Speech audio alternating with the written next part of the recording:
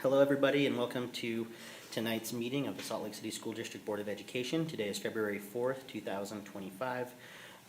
We are here initially for the purposes of a closed executive session. I do want to acknowledge that Board Member Bade will not be joining us this evening due to illness, but we do have the rest of the board here, which constitutes a quorum, and we do have the need for the closed executive session. I'll entertain a motion for that. I move that on February 4th, 2025, the board go into closed executive session to discuss collective bargaining.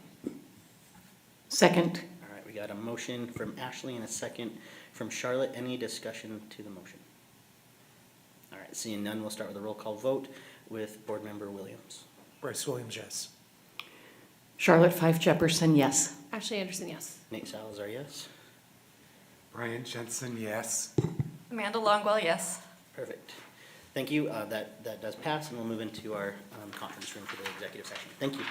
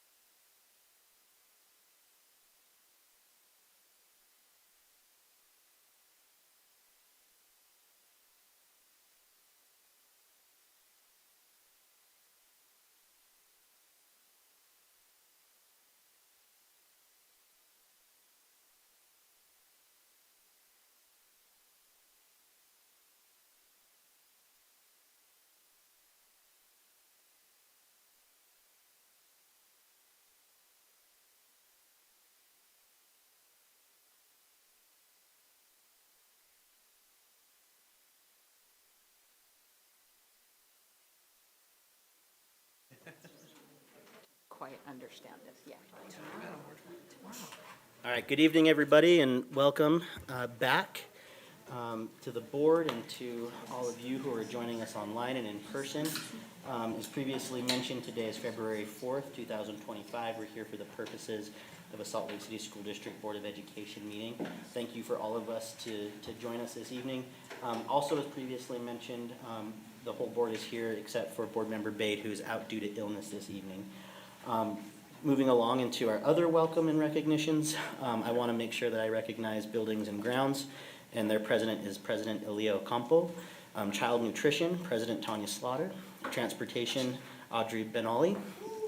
Way to go, Audrey. Got a who. And then for SLEA, the ever-present, President Mike Harmon and Chelsea Costa, Vice President. Thank you for being here. And then for SLASA, the Salt Lake Association of School Administrators, we have President Adrian Lobato, who represents that organization. Up next, we have the Pledge of Allegiance, and I'll go ahead and lead us in the pledge this evening. I pledge allegiance to the flag of the United States of America and to the republic for which it stands, one nation, under God, indivisible, with liberty and justice for all. All right, we have two recognitions this evening. The first being the Utah Council of Teachers of Mathematics Lifetime Achievement Award to Holly McIntosh, our mathematics supervisor, and I'd like to bring up Dr. Hall from Teaching and Learning to present this to us this evening, and to Holly.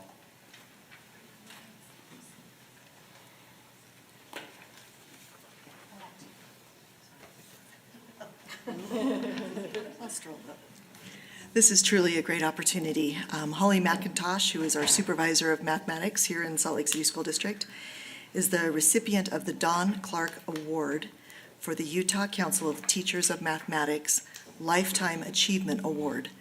This award is given to one person in the state each year in recognition of substantial contributions to Utah mathematics or mathematics education with enduring positive effects over many years. These educator awardees have made a lasting impact on fellow teachers and their greater communities at the elementary, secondary, or post-secondary levels. Holly has been a driving force in advancing mathematics education in the state of Utah through dedicated advocacy, leadership, and innovation. Her efforts have significantly impacted curriculum development, teacher professional learning, administrator professional learning, and student achievement. By championing evidence-based instructional practices, Ms. McIntosh has worked to ensure that all students have access to high-quality math education that prepares them for future academic and career success. Through her work with statewide initiatives and educator support, Ms. McIntosh has influenced the way mathematics is taught, making it more engaging, more equitable, and more accessible for all learners. Her commitment to collaboration with teachers and administrators has helped shape a stronger, more cohesive vision for math education in Utah. Holly's leadership has been instrumental in advancing mathematics education in Salt Lake City School District, particularly in fostering a deep understanding of Utah's integrated math programs. She has worked tirelessly to support teachers and administrators in implementing best practices that align with state standards and ensure students receive high-quality instruction.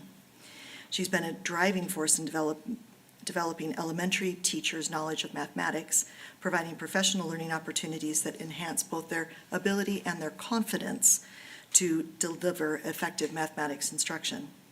Her dedication to building mathematical expertise at all grade levels has had a profound and lasting impact on educators and students alike. Ms. McIntosh's advocacy has not only elevated the role of mathematics in education, but has also inspired a new generation of educators and students to embrace mathematical thinking and problem-solving as essential life skills. Her legacy will shape the future of math education in our district, Utah, and beyond. Congratulations, Holly.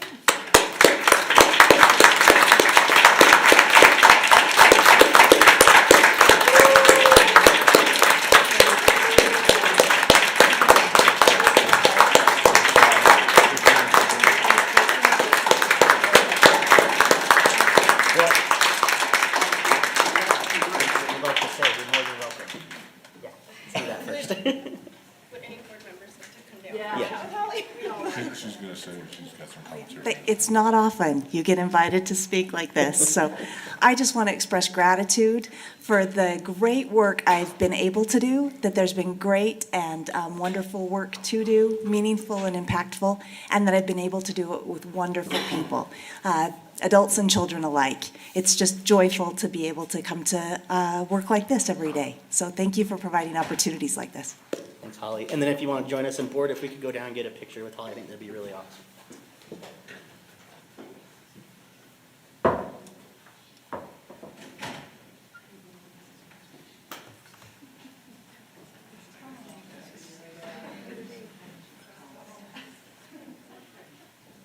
Oh, there we go, the official certificate. Squeeze together if you can. Squeeze together. We're good. Okay, Alan, you come over here. We're kind of unbalanced. Pick on Alan Day, that works. Okay, we ready? 1, 2, 3. Thank you.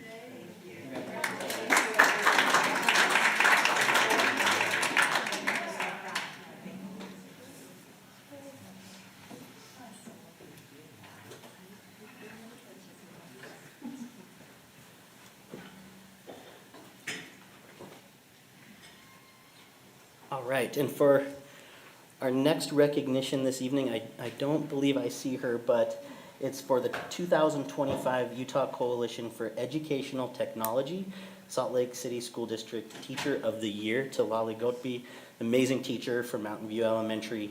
I know that Sally Warnicki is here to kind of give a little description of the award and the work that Lolly's doing for us.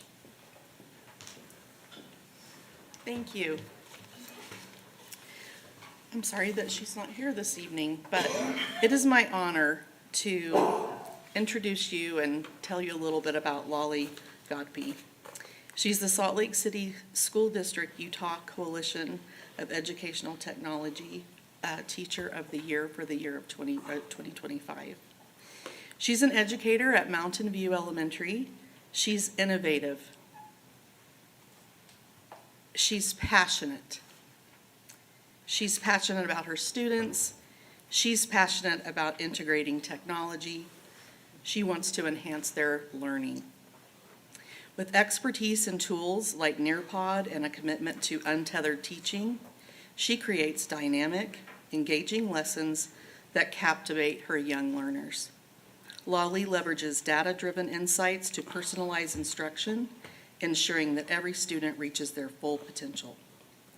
Her approach combines creativity and technology to foster deeper connections and active participation in the classroom, inspiring a love for learning. As a champion of innovative teaching strategies, Lolly is dedicated to transforming education and empowering her students with the skills they need for the future. Congratulations, Lolly.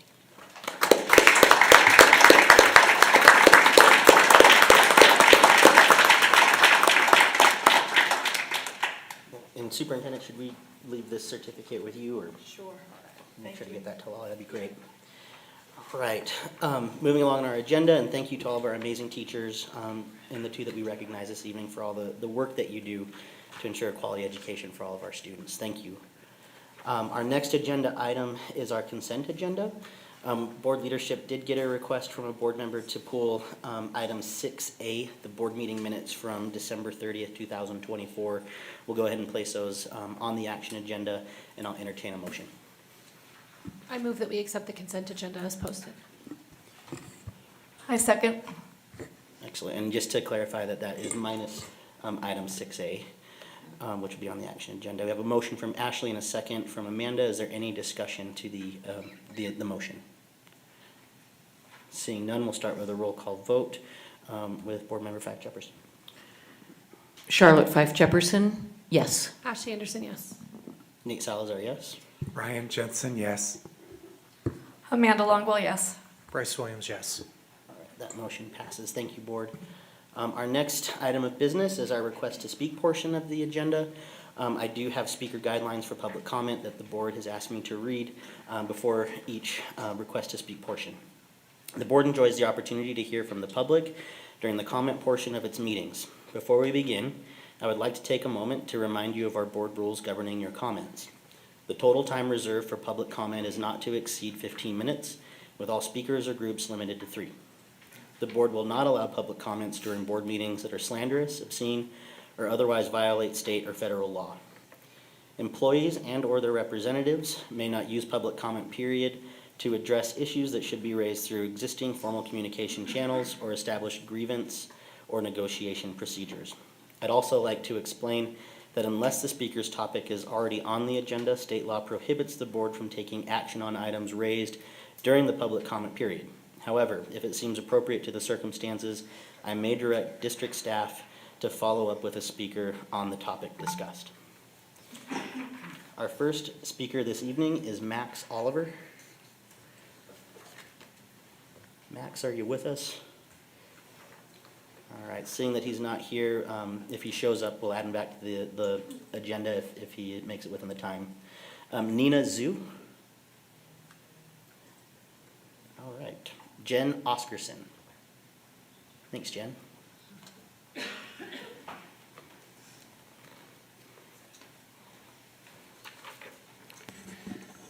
Good evening, President, board members, and superintendent. I'm here tonight to say yes, I believe in equity should be in every classroom every day. However, currently where I sit, I do not believe it exists. And I would hope for you guys to recognize that and recognize that it should be a goal, not an accepted that this is the way it is. The conditions at some schools over others, commute times, access to programs, and overall neglect of some of our schools gives me the experience that equity is not in every classroom. There is no equity in classroom resources, field trips, or even basics like light and functioning windows in every classroom. I also beg of you as a district to invite questions, be asked, and power be questioned, all without fear of retaliation. Transparency gets you a lot further with morale and trust. As you think about your organizational restructuring, I hope you will also consider a workplace where mistakes are honored, a workplace where you can learn and grow, and our students learn by example that mistakes are learning opportunities. When Hillside and Clayton are 1.5 miles apart, and if your plan is to take away Bryant through neglect and leave our neighborhood for at least 5 miles without a middle school, or for some, nearly 9, I would hope before you come back with school closures on the table, you let us know what benefit Central City has seen. Is it your plan to just pit us against each other again? To cherry pick schools, or to truly have a district plan and brighten and lighten the district for all of us? Please, please recognize this is an excellent goal. This is not how it currently exists. Equity is not in every classroom. Thank you. Thanks, Jen.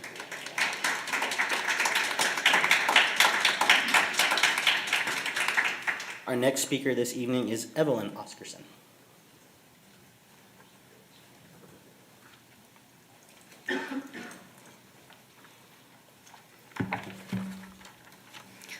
Hello, I'm here to speak about the underfunding of my middle school, Bryant. We are a very underfunded school. I was on the girls' volleyball team this year, and I discovered how underfunded our school is. My sister does out-of-school things, so my family has never realized what it's like for the school. We don't have enough equipment. We have a net that falls down half the time, and we had to fundraise to get jerseys this year, and we couldn't get them in time, so we had to wear the boys' old basketball jerseys for it. Some of the girls did not have jerseys that fit them properly because they were either too big or too small. We need better equipment for all of our sports. The soccer team doesn't have the right soccer balls because they're always flat for them, and then when we tried to pump up them, our pump was broken. And now I'm on our school's girls basketball team, and we don't have enough girls basketballs for our whole thing, and no one gets the right equipment or anything. We don't have jerseys. They're all really faded and old, and they're ugly. And then we don't have buses that will take us directly to school, so kids can't go to school on time every day because the city bus doesn't align with it. Clayton, you can take the 223 from the avenues directly to Clayton. When I was there for a volleyball game, my mom and I discovered this. We both find it really mean that you are going to overfund this school, underfund our school, and we don't have the right stuff to make our school better and make more kids want to come here. And that's all. Thank you. Thank you, Evelyn.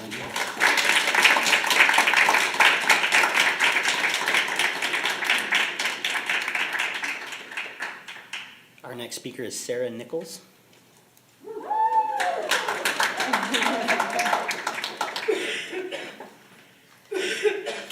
Hi, I'm here to talk about how teacher voice in the district is what makes us kind of awesome.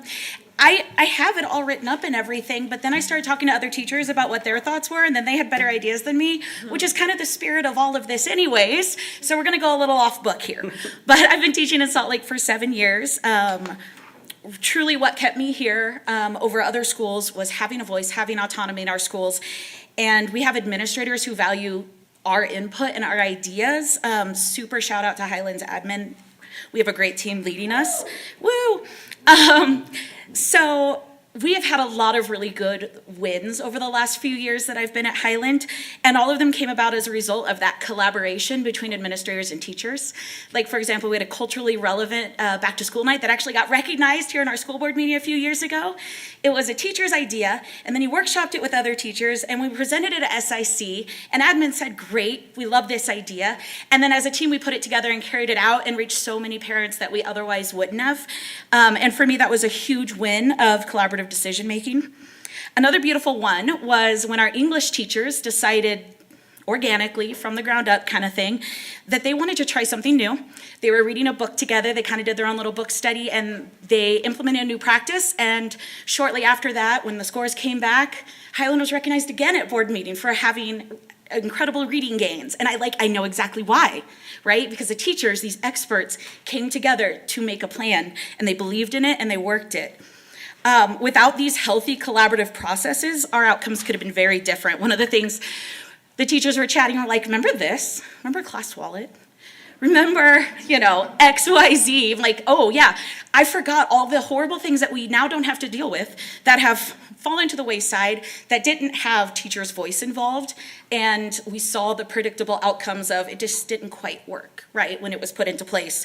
As Dr. Grant wrote in her book, Deliberative Policymaking, when we have processes that exclude the voices of teachers or others at the implementation level, that can reflect the power and position of an elite set of actors and amplify only a small set of voices. Recently, Highland got to give feedback, along with the other high schools, on potential changes to the A-B schedule. And I had my ideas, which I always think my ideas are pretty good. But my mind was blown with the different implications for the welding teacher, and the band teacher, and the AP teacher, and the teacher that only teaches semester classes. And it was incredible what I learned from them. I could understand each classroom's kind of unique perspective and unique needs, and so it was really good, and it felt good. Collaborative decision-making feels good. It leverages the wisdom of so many different professionals. As Dr. Grant also wrote, there's something fundamentally decent and good about respecting and including contributions from a broad spectrum of people's lived experiences, and I absolutely can't agree more. I really appreciate our tradition. I hope we continue to pursue that. Thank you. Thank you, Sarah.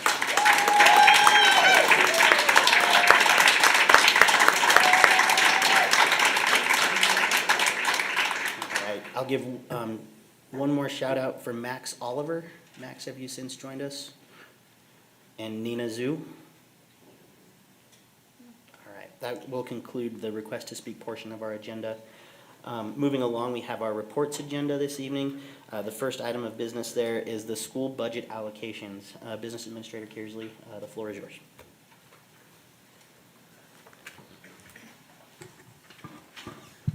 Yes, thank you. So you have with you, and Sam, if you can switch it over to me.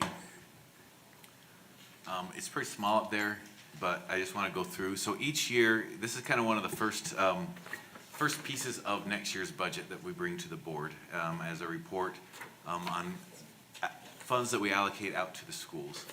The funds are then given to the schools for, how it's discretionary money and how they choose to spend it. Hold on, I think I've timed out already.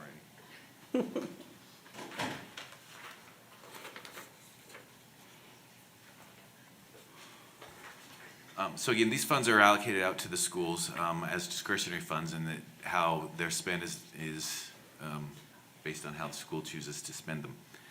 So you have several sheets, and the first sheet is current year's allocation. So last year we would have presented an estimate allocation, and then when we get the actual October 1 counts, we update the allocation to schools. And I just want to go through some of these columns to explain what they are. So we largely allocate based on student counts. We have estimates, and then we have the October 1 count. This column here, column H, entitled Board Distributed Student Achievement Funds. So that's a distribution to the schools solely based on enrollment. So we get the enrollment, a certain dollar amount per kid, and here you go. And then on top of that, we allocate funds based on English language learners. So we have the count of the English language learners, and we allocate a per student basis on that. And then we have other at-risk factors, which is largely free and reduced lunch. And so if you scroll to the bottom of those columns, you can see, so just the per student allocation for current year, $2.3 million. And then on top of that, we're allocating another $1.4 million for ELL students, and then another $1.5 million for other at-risk factors, again, which is largely free and reduced lunch. The next column over K, we allocate, so if people are buying their lunch, they go to the office, so that's kind of a lunch duty, so we allocate $3,000 to the schools that have paid lunches to process those lunch payments for the child nutrition program. So we allocate some money to help offset those costs. We also allocate some extra secretarial to schools, the library books, periodicals. You can see we're allocating $123,000. We allocate for substitutes, so schools cover the cost of their substitutes through this allocation. However, if it was a long-term substitute, 10 days or more, then those substitute costs start coming out of a different district fund. So that amount allocated is largely for short-term absences. Supplies and textbooks is an allocation that we give to schools. Extracurricular activities, that's for the Utah High School activities. So you can see those just go to those 3 comprehensive high schools. We get our state school land trust, so those distributions are largely student-based, but that distribution is given us from the state each year. You can see there's $2.9 million in land trust that goes to the schools. And again, just to note that how those funds are used are dependent upon the school land trust plan, which is largely governed by both the principal and then the school community council, help make those determinations. Column S, titled TSSA, which stands for Teacher and Student Success Act.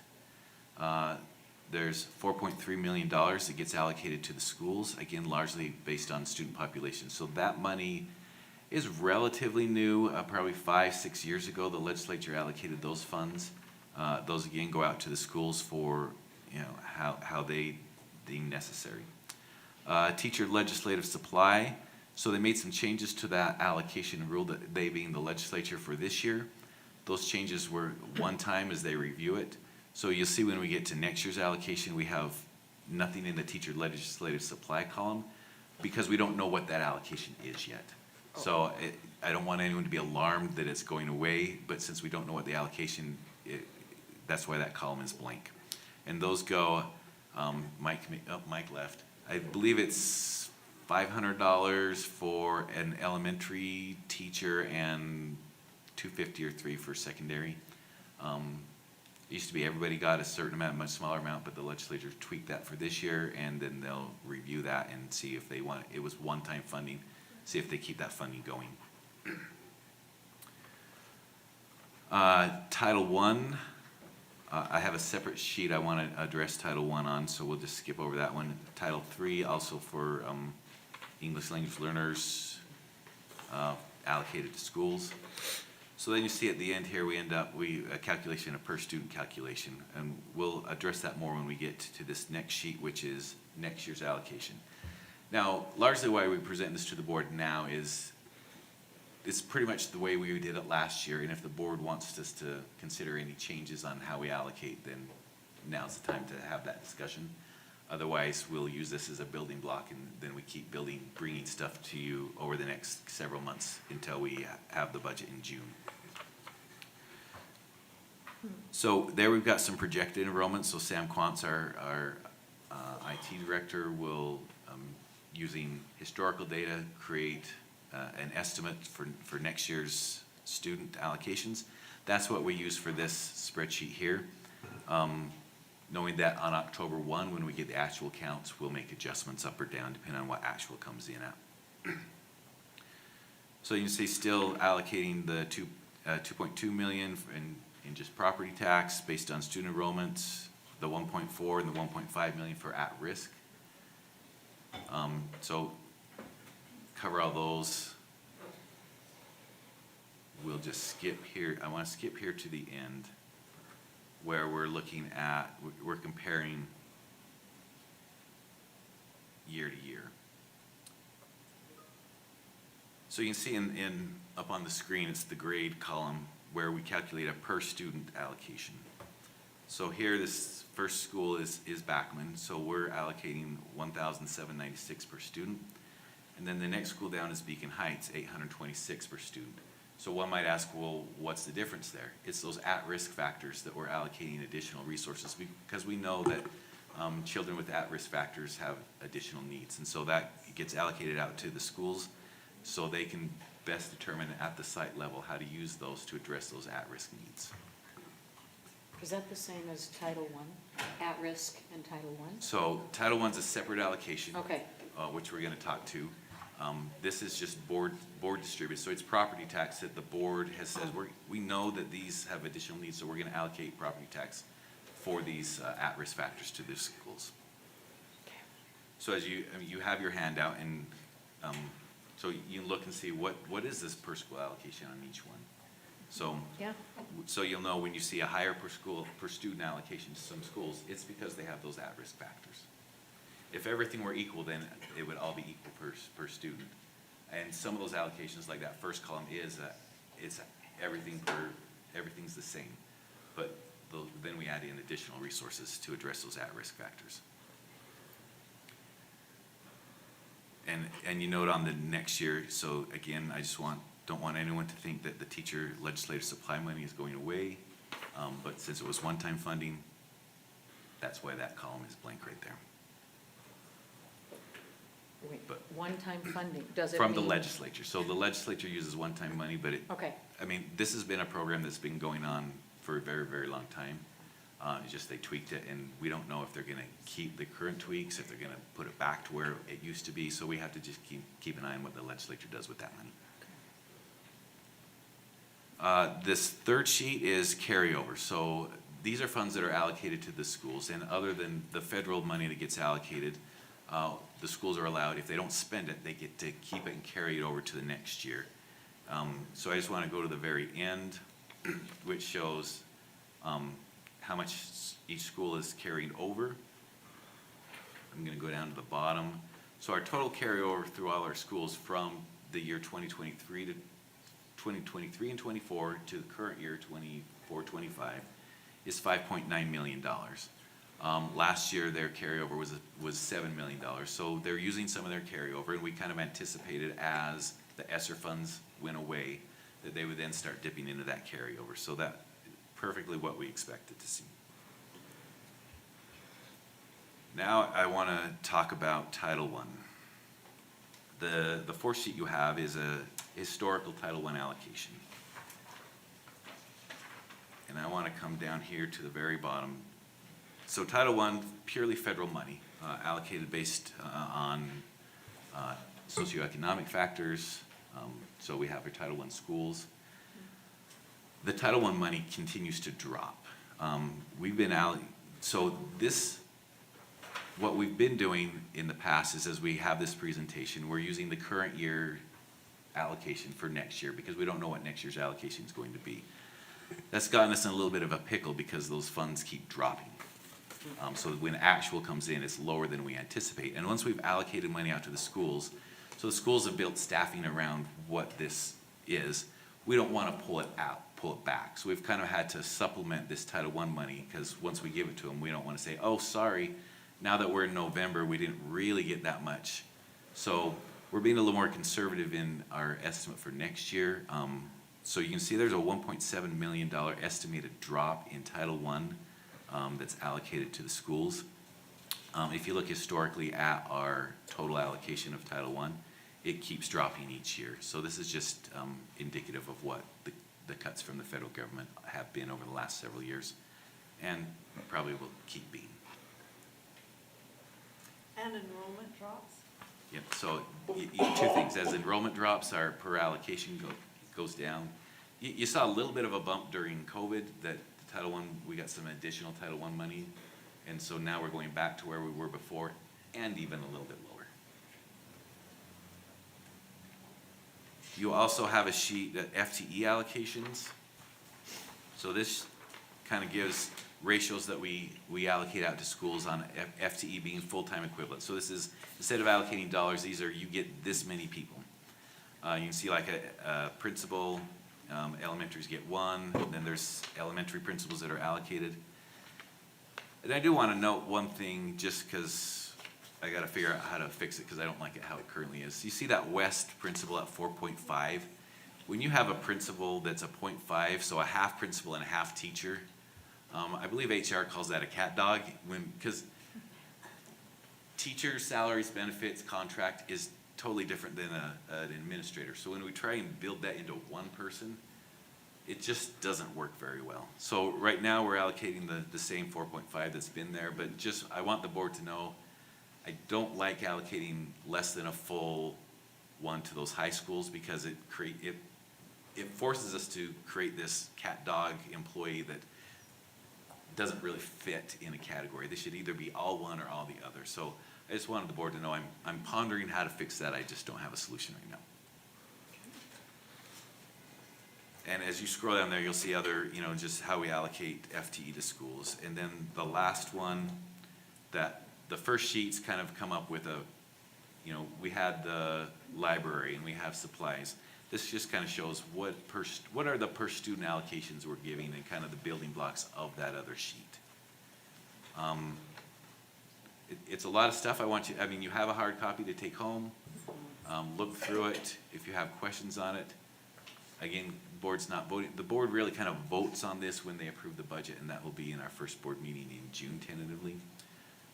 So in the meantime, if you have questions on this, so we'll release this to the schools tomorrow so they can start looking at what their anticipated discretionary funds are for next year and make those decisions at the school level for, how many parapros can we afford or how many extra teachers are we going to buy and whatever they choose to do with this money. And with that, I'm open to questions. Brian? Okay, so I gotta time myself. Yes. Okay, so Alan, you told us that this is going to the schools tomorrow. When will this be posted for the public? So this gets added to the minutes. Okay. So when the minutes get posted, it'll be added. I think last year we might have posted it somewhere in the meantime because the minutes technically at the soonest would be approved at our next board meeting. Okay, Right. but it will be available to the Yes. public, and Yep. then it would make it so that, like we had a request to speak, and was talking about looking at funding. I mean, they would be able to go and look and see what had been allocated to Bryant as opposed to Glendale or Clayton or, okay. Then my next question is, over on the first page, the last two columns, to me, those are telling you how much is being allocated per student. And then times that by the number of students, and that gives you your total. That grand total. So you can see at the bottom, $21.2 million is being allocated at the schools. Now, I don't want to let anyone think this is all that the schools have, because this is what we call the discretionary money. Mhm. In addition, we fund the teacher allocation, the teacher FTE allocation, which is that, we have, 25, 20, whatever it is. Human Resources will be working on that over the next weeks. And this doesn't include custodial, child nutrition, principals. This is kind of here's the additional money that at the school level, you decide how to best use this to serve your children. Okay. So then if you go over to the next page, the 25-26 prognostication, as I look over there, it shows in that last column difference, and it appears to me that in every school, it's going to be reduced. Is that because of declining enrollment and because of the Title I? Is that why it's showing like that? Right. So you've got, the Title I is one of the reasons. The fact that we don't have the legislative teacher supply money is another reason, and also declining enrollment. Okay, those three things are what's factoring in there? Yes. Okay, thank you. Ashley? So I have two questions and then maybe a comment, depending on the answer to the second question. The first is, where are the district charters that we have on this document? Okay, so we don't allocate money to charter schools. Being charter schools, they get their own source of funding from the state. So they're not included in these calculations, and they're not on the sheet. And so a person looking at our budget, for example, would say, I look at a different area on the budget to see how that happens. And if they had questions about how that was staffed, they would go to that charter's principal. That is correct. Okay, perfect. And then the second question is, what happens if you release this staffing and then the numbers jump or dip beyond the projections sufficient with what should be a staffing change? What happens? Right, so when we hit out, well, it really kind of starts once we release the staffing. There's always a scramble of, I think your estimates are wrong.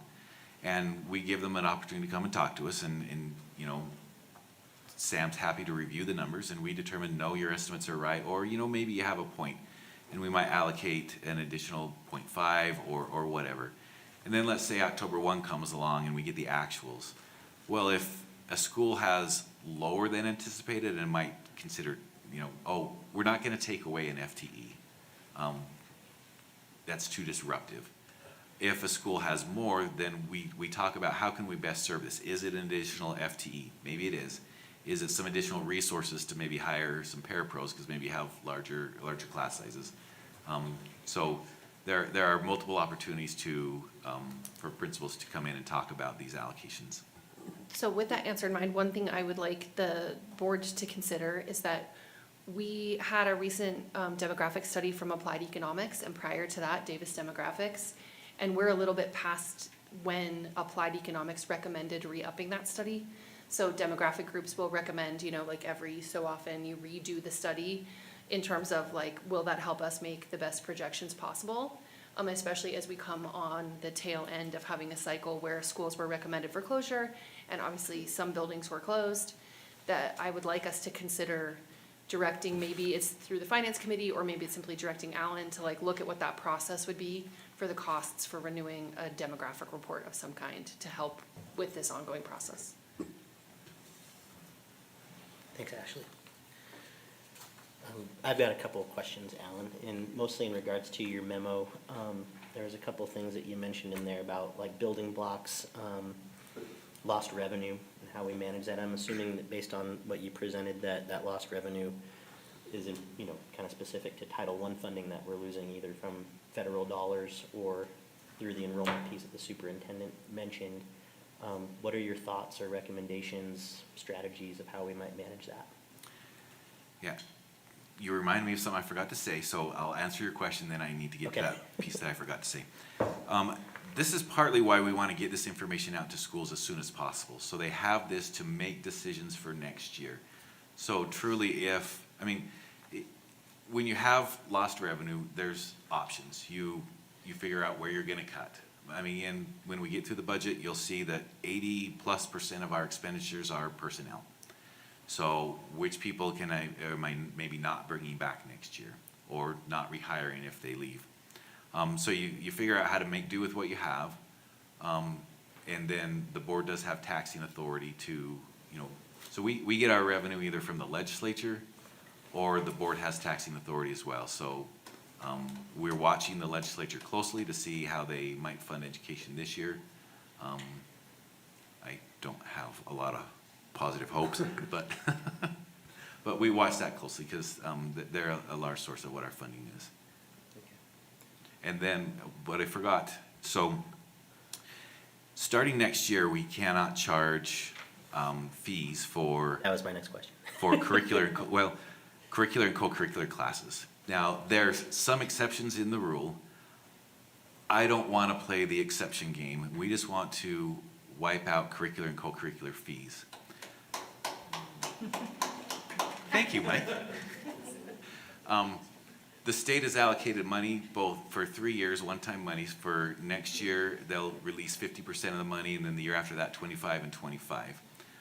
We will use those funds to hold schools harmless, whatever revenue they've been receiving from fees. They don't need to worry about that, now how am I gonna run my ceramics class? We're gonna replace that revenue. And that may end up being a mix of the state money we get and then some local money. But as that state money gets used up as it's one time, we'll be having discussions on how to permanently fill that hole over the next year or so. Thanks, Alan. Any other questions, Amanda? I need a longer neck. Let's see, so when I'm looking at all these allocations, what I'm not seeing, unless I missed it, is any allocations for the students with disabilities populations in the schools, especially in the self-contained, am I correct? So the students with disabilities are included in those student counts. So resources are going to the schools for all students and then should be used for all students. This does not include the special ed money, both the state and the federal. It's not allocated through this process. It's not discretionary. So, whenever a school, especially a school that houses the self-contained units, have a higher concentration of more significantly impacted students, and the schools are only getting allocated a general education WPU, how are you financially supporting those schools in that additional endeavor? So you're talking the hub schools, right? Essentially. Yeah, so all of our hub schools get from the standard allocation of FTE, they get an additional FTE. The board approved that several years ago. In addition, there's an allocation of the special ed money. So the teachers are paid with special ed money. There's a supply account for special ed. So that comes from the state special ed add-on and then the federal money. So what add-on is here's the weighted pupil unit, WPU, and then add-on is, and then on top of that, because we know students with disabilities have unique needs that tend to cost more, the state funds more money. Now, do they fund it enough? Absolutely not. But so that's it. And as we go through the rest of the budget process through the next several months, we'll talk about the special ed allocations, the funding we're getting and what we're doing with that. So those add-ons are not represented in this spreadsheet? That is correct. Okay, let's see. Let me get back to my notes here.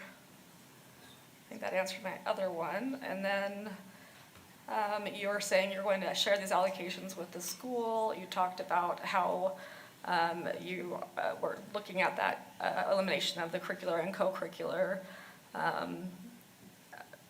I think you kind of answered it in that you're bringing it to the schools, they're going to give feedback, and then we're going to relook at it again before we do the final approval of the budget and this co-curricular and curricular fee situation, or we're taking care of that cost for next year and on. Right, yeah, we're covering that cost.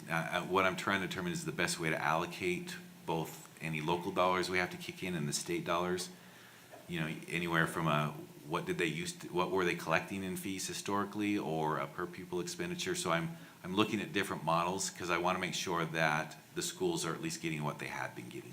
And to be clear, and we've talked about this outside of this, but just to be clear for the public, the goal is to seek stakeholder input, like the principals, the schools, et cetera, in determining all the variables we need to consider as you're coming up with that allocation to spread across the district so that it is equitable. Yep, correct. Thank you. Any other questions for Alan? I would just follow up to see if there was any objection to giving some sort of direction for an applicable committee or personnel to look at the demographic study needs.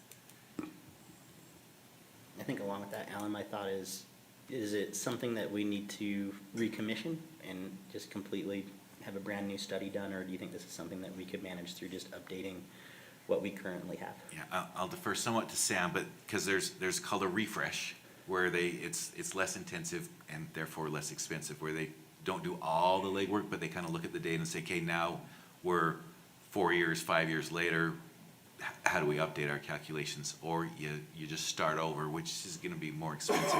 Sam, do you have anything you want to add on that?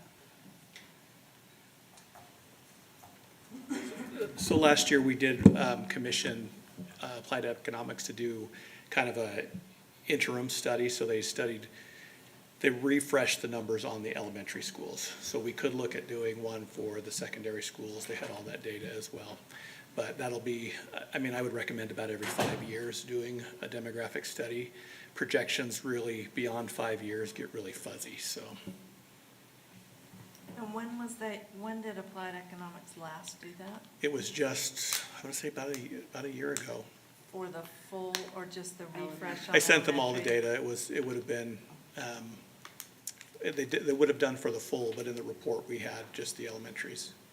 So we would be able to. How far out are we from recent estimates of secondary? That would have been about 6 years ago, that we had it in a report. I think we could work with them if we wanted to work off of last year's data, or we could just send them the October 1 data and have it updated as a whole. It probably wouldn't be very much if we just refreshed with Applied Economics. Ashley, do you think the refresh of what we're talking about would kind of meet what you're thinking about? Yeah, I mean, I'm just looking at the refresh, or the report from that, which says when we're supposed to do it, and we're like at that time. So Okay. to me, it makes sense to do whatever the report advised, especially if we don't have the information for secondary. And we're looking again at a colossal task of rebuilding 2 high schools. Yep. And knowing how many students we should plan for to attend seems reasonable to me. I agree. Does the board want to give direction to the superintendent and to the BA to go ahead and start that refresh process? Seeing some head nods. Yes. Okay. Amanda, something you wanted to say? Personally, I would like us to be able to take a little bit of time and look at the prior ones, what they resulted in, what's the cost, and I don't have enough information in front of my to know how I feel about that until I see what the prior data was providing and where our holes are. I think Alan, based on that, do you feel like it's something that we could still move forward with while, new board members get brought back up to speed? We can get or- some estimated costs on a refresh. I mean, Sam can reach out to the vendor and ask for an estimated cost for just to refresh the data and see what the ballpark figure is. Is that a good first step for everybody? And then we can work to get you and, the whole board, everybody, that last and latest report that we have. Sound good? Yeah. Cool. Any other questions or direction? Brian, we'll start round 2 with you, Brian. Now round 2. Okay. This is just a quick follow-up question. So if you turn over to the 3rd page, Alan, that's where you're showing over in the last column the carryover, right? Correct. So this would have been the carryover from 23, 23, 24 to 24, 25. Okay, so when I'm looking at the consent agenda, and in that consent agenda, it gives the school finance report, and it shows what they're carrying over. This would have gone into that, but then they would have used up a bunch of that to accommodate whatever their site-based management. Is that how that would So work? I just want, so the information you see on the board report under the school is the student activities fund. Okay. This revenue is totally separate from From that that. report. Okay, So so that's that's another pot of money that they get through donations, fundraisers, Oh, okay, et that, cetera. yes, you're right, okay, all right. Thank you. Since I'm not seeing, oh, Charlotte. Is it typical to have a carryover amount every year? Yeah, you wanna have a carryover, cause, I mean, something happens, you want some flexibility in your budget, but you also don't want such a large carryover that it's, apparently we're giving you more money than you need. So it's finding where is that happy spot, for a carryover. And we have chosen not to define that for schools, but we do monitor it and say, hey, what's your plan with your carryover? You should have a plan and not just, I'm busy building this big amount. Because you'd see some schools are big, other schools aren't so big. And it's like, so if you have a school that didn't need a carryover, there's always the option to reallocate if needed. Thank you. I'm gonna go ahead and ask my other question, and more just kind of seeking your advice or your recommendation, Alan, on these school fees, co-curricular and curricular fees. What it would be our process to, make a decision on that? Well, we're about to bring the fee schedule to you in the next couple of weeks, and if you approve the fee schedule, because those fees will be gone, Okay. then that's gonna be your process. Understood. Thank you. Any other questions for Alan? Charlotte, let me just Just- make sure that nobody oh, else, everybody else good? Okay, go ahead, Charlotte. Just to clarify, so you say that we'll do away with all school fees, student fees? With curricular and co-curricular, extracurricular will still, no change to that. Oh, okay. And again, this is largely due to legislation. Again, I want to emphasize, the law does give little exceptions. I don't want to play the exception game. I want, if a kid chooses to take an art class or whatever a kid chooses as far as their class goes, the family shouldn't be saddled with additional costs just because they want to take a certain number of classes. That's my personal opinion, and that's why I'm pushing we're just going to eliminate curricular and co-curricular fees. And co-curricular is electives? Can you just tell me what co-curricular is? It's electives or fees that aren't maybe necessarily required for earning the credit, but are tightly associated with the class. Okay. And I believe that there's current legislation to really do away with the differentiation between curricular and co-curricular, and it would just be fees. The extracurricular will still be there, because that's very unique. That's your athletics and just things that are totally outside of what it takes to graduate high school. But, we've used that term curricular and co-curricular, and it sounds like in this legislation, there is another fee bill out there that's saying, it's not making that distinction anymore. Helena, do you have any, I was just gonna, go ahead. I was just gonna ask, if there's for example, like a CTSO or something that's heavily tied to a class, would that be covered as well, or is it still extracurricular? I didn't understand all those letters that you gave me. Like HOSA or FBLA, a career and technical service organization. Yeah, so those are outside of the class, so that would be considered extracurricular. Okay, even if it's tied in via the state curriculum for it?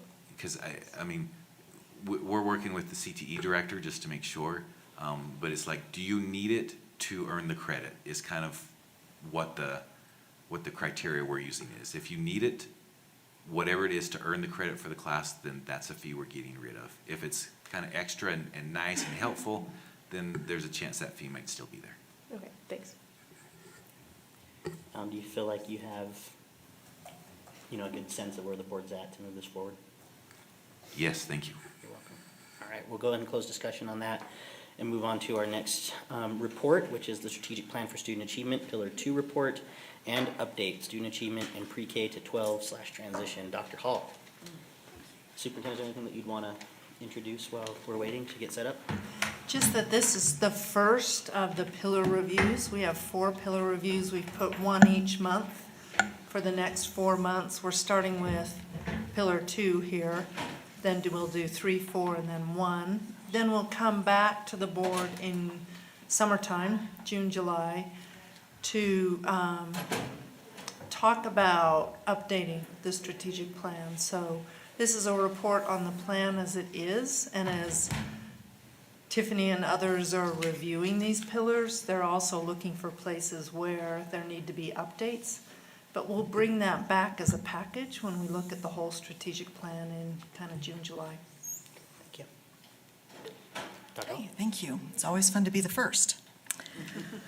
So the strategic plan, Pillar 2, is student achievement, pre-K 12, and transition. And of course, our pre-K references our 3- and 4-year-old programs that we're required by the state to provide for students who have been identified as needing an IEP or specific services. We run that as an inclusive program with both general education and special education students. Then we have our kindergarten through grade 12 program, and then we have programs that support transitioning for students from 18 to 21. So that's why it is the pre-K 12 transition pillar. Our first goal in this pillar is our goal around civic competency and communication. This is the idea that our graduates will leave us understanding what it means to be a member of a democratic society, that they will understand the responsibilities and the skills that they will need to be able to move forward and support the vision that they have for the world that they want to live in. For each of these goals, I've listed out the objectives that we have, but I know you've had a chance to read those, so I won't read those to you. I do want to point out on this slide that our first Seal of Civic Readiness showcase will be on April 22nd. It will be in this room, and you'll be receiving your invitations to attend. This will be our inaugural field test. We've been field testing our materials this year, so we'll have students who will be presenting their projects. I'm going to talk a little bit more about that in a second, as in this second right now. These are our outcomes, and I just would like to point out that with these outcomes, as we were designing our goals, the stakeholder committee was very clear that they wanted us to ensure that there was access for all students. We talked about students that had to work after school. We talked about students that didn't have room in their class or in their schedule for another class. And so we have got 3 different avenues that a student can earn this Seal of Civic Readiness. They will have access to a civic and communications class that they can take. It will count as a 0.5 that could be used toward language arts 12 credit.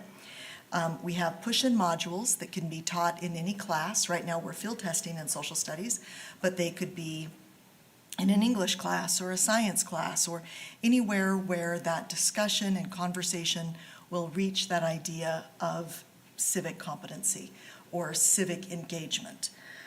We have, and then they can also work on it independently. They could have a teacher who would sponsor them, and they could do that work and work with that teacher, but complete that without being in a class or a class where the module's being taught.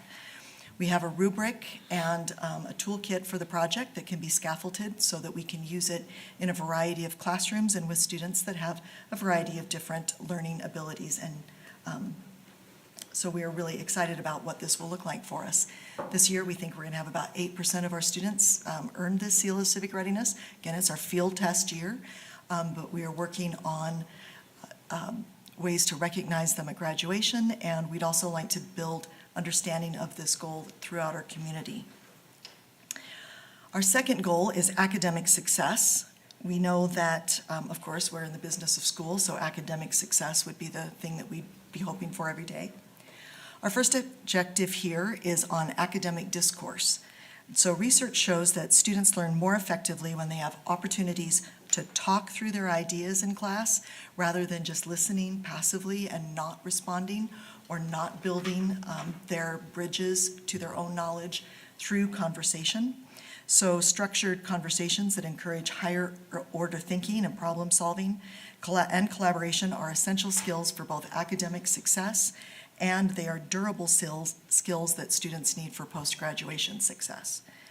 So rather than having classrooms where we have a few students who engage with the teacher and they put up their hand and the same person gets called on all the time, and that conversation is often very much one way between a couple of, you know who the kids are, I can tell already, you know who I mean. We want our classroom conversations to be inclusive and dynamic so that all students, while they're in the classroom, are having the opportunity to speak to the teacher, speak to their peers, write down and capture their thinking, using sentence stems to scaffold that conversation, if that is a difficult thing for them or if they're acquiring English. The idea is to have more noise in the classroom than silence, productive academic noise and conversation. Our next set of objectives, 2 through 4, deal with our grade level proficiency based on our end of year assessments that we use in the state of Utah. So education is an evidence-based profession, and our district is always moving towards effective materials, effective strategies, and an effective use of time to create opportunities for success. And by this, we mean measurable success for all students. Our outcomes here deal with academic proficiency, academic growth, and progress. And I was asked about the word in this third bullet being adequate, and I just like to define adequate progress is at least 1 year of growth every year you're in school. So we would love students, especially students who need to make up growth and learning, to have more than 1 year's growth. But our adequate progress is at least a year's growth in every year of school on all of their cognitive, learning, and social emotional goals. We are also, of course, looking at our students who are English language learners to ensure that they are developing English proficiency as a part of their education, because we know that as they move through high school and into the career world, that will be an important competency for them. In the last year, our Literacy and Alternative Language Services team has really structured a lot of support. Sorry, I'll go back 1 second. We've had a request, we've had over the last couple of years requests from our secondary schools to really help them structure that ELD, structure the ELD curriculum that we have available for them in secondary schools. We went out and looked for curriculum 1 year. We didn't find anything that was high quality and evidence-based. We went out and looked last year. We were able to find a program that met all of our requirements that we wanted in a high quality program. We've been working with all of our ELD teachers to continue to support them in those pieces. Our goal here, of course, is to have 65% of our multi-language learners demonstrate that growth every year. Last year, 36% of our students met that goal. This year, we'd like to see 40% of our students. We also want to ensure that the longer students stay in our district, the more proficiency they demonstrate. So we will be looking at cohort data. In 2023, the state changed our cut scores for the WIDA. That's because the cut scores that were being used in Utah were some of the highest in the nation. So Utah applied to the federal system and asked for a set of cut scores that were more in line with what other states were doing. But this means that we had to reset our clock in terms of cohort data because that was the year that the cut scores changed. We are also, of course, always looking at how we are coming into technology. Technology is not an event. It needs to be just part of everyday learning. So about, 20 years ago, technology started to come to schools, and we heard a phrase a lot, digital natives, that our kids are going to be digital natives. And I think that there was a mistaken assumption that that meant they would actually be born knowing how to use an iPad, that they would come out into the world and immediately curl their hand around for a keyboard. And that isn't what that phrase means. What that phrase means is these are students who will never know a world that doesn't have technology in it. And in fact, our students now will never know a world that doesn't have artificial intelligence in it. The the things that technology will do and be able to do for our students throughout their lives is growing at exponential rates. And we need to make sure that, I mean, we'll never be able to keep up, that's the truth. But we need to be able to be prepared to think about and look at what those things will look like for us. So we need to be and model effective uses for and with all of our students, technology that will help them learn, communicate, and grow creatively, intellectually. We need to echo our goals for civic readiness here. We want to make sure that our students understand the ethical uses of technology and that we are using it in ways that help us as an institution and as a system, as a district, to be able to communicate with our parents and our communities in ever more effective ways in classrooms. And then our last goal, goal 3, is our access to expanded learning opportunities. There's a Chinese proverb that says, "Do not confine your children to your own learning, for they were born in another time." And we know that we are not building students in this district. We're building graduates. We're looking forward to what our graduates will need when they leave us. And as our graduates are stepping into a fast-moving and complex world, they need increasingly specific, durable skills, creativity skills, and communication skills.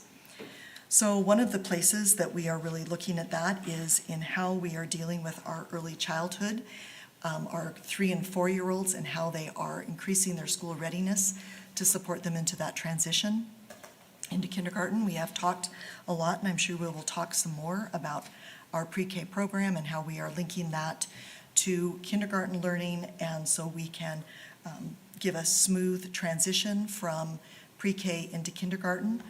We also, in progress, this is no longer in progress, but we have been able to restart our Parents as Teachers program. This is a class that is for students birth to 3, and we are working with parents to really help them develop those skills of learning for and with their student. We have a lot of outcomes for early childhood. As the superintendent said, we might have a few too many outcomes in some of these areas, and we'll be bringing you some revisions in June.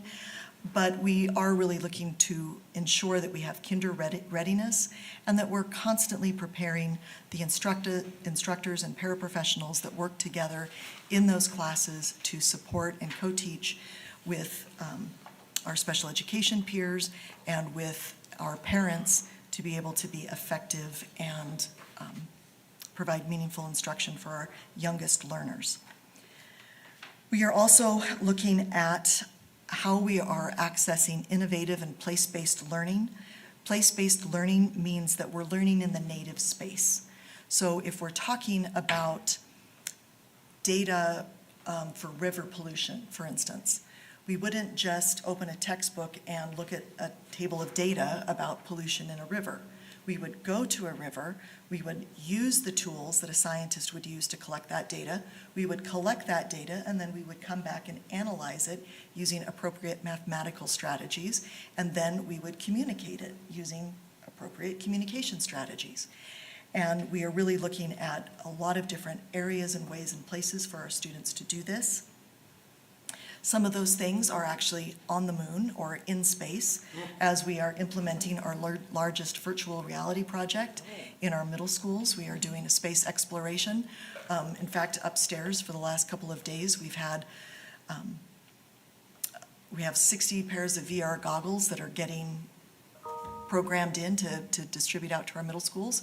And do not fear, you will be invited to participate or to visit the middle schools in your area and see what those projects look like, and then also what the, again, communication, research and communication pieces are as students present their final projects. So that will be a really exciting day. And we're also looking at personalized and competency-based learning. Those are ways that one of our speakers earlier tonight talked about teachers having voice, and we also want students to have voice. What is it that they want to learn? How do they want to learn it? How do they demonstrate that they have learned it? And that is our personal competency-based learning cohorts that we have been leading out on with our early adopters throughout the district. And then, again, we have our outcomes for these Our last objective is to help middle and high school students identify those areas of aptitude and interest to prepare for post-graduation, whether that's college or a career.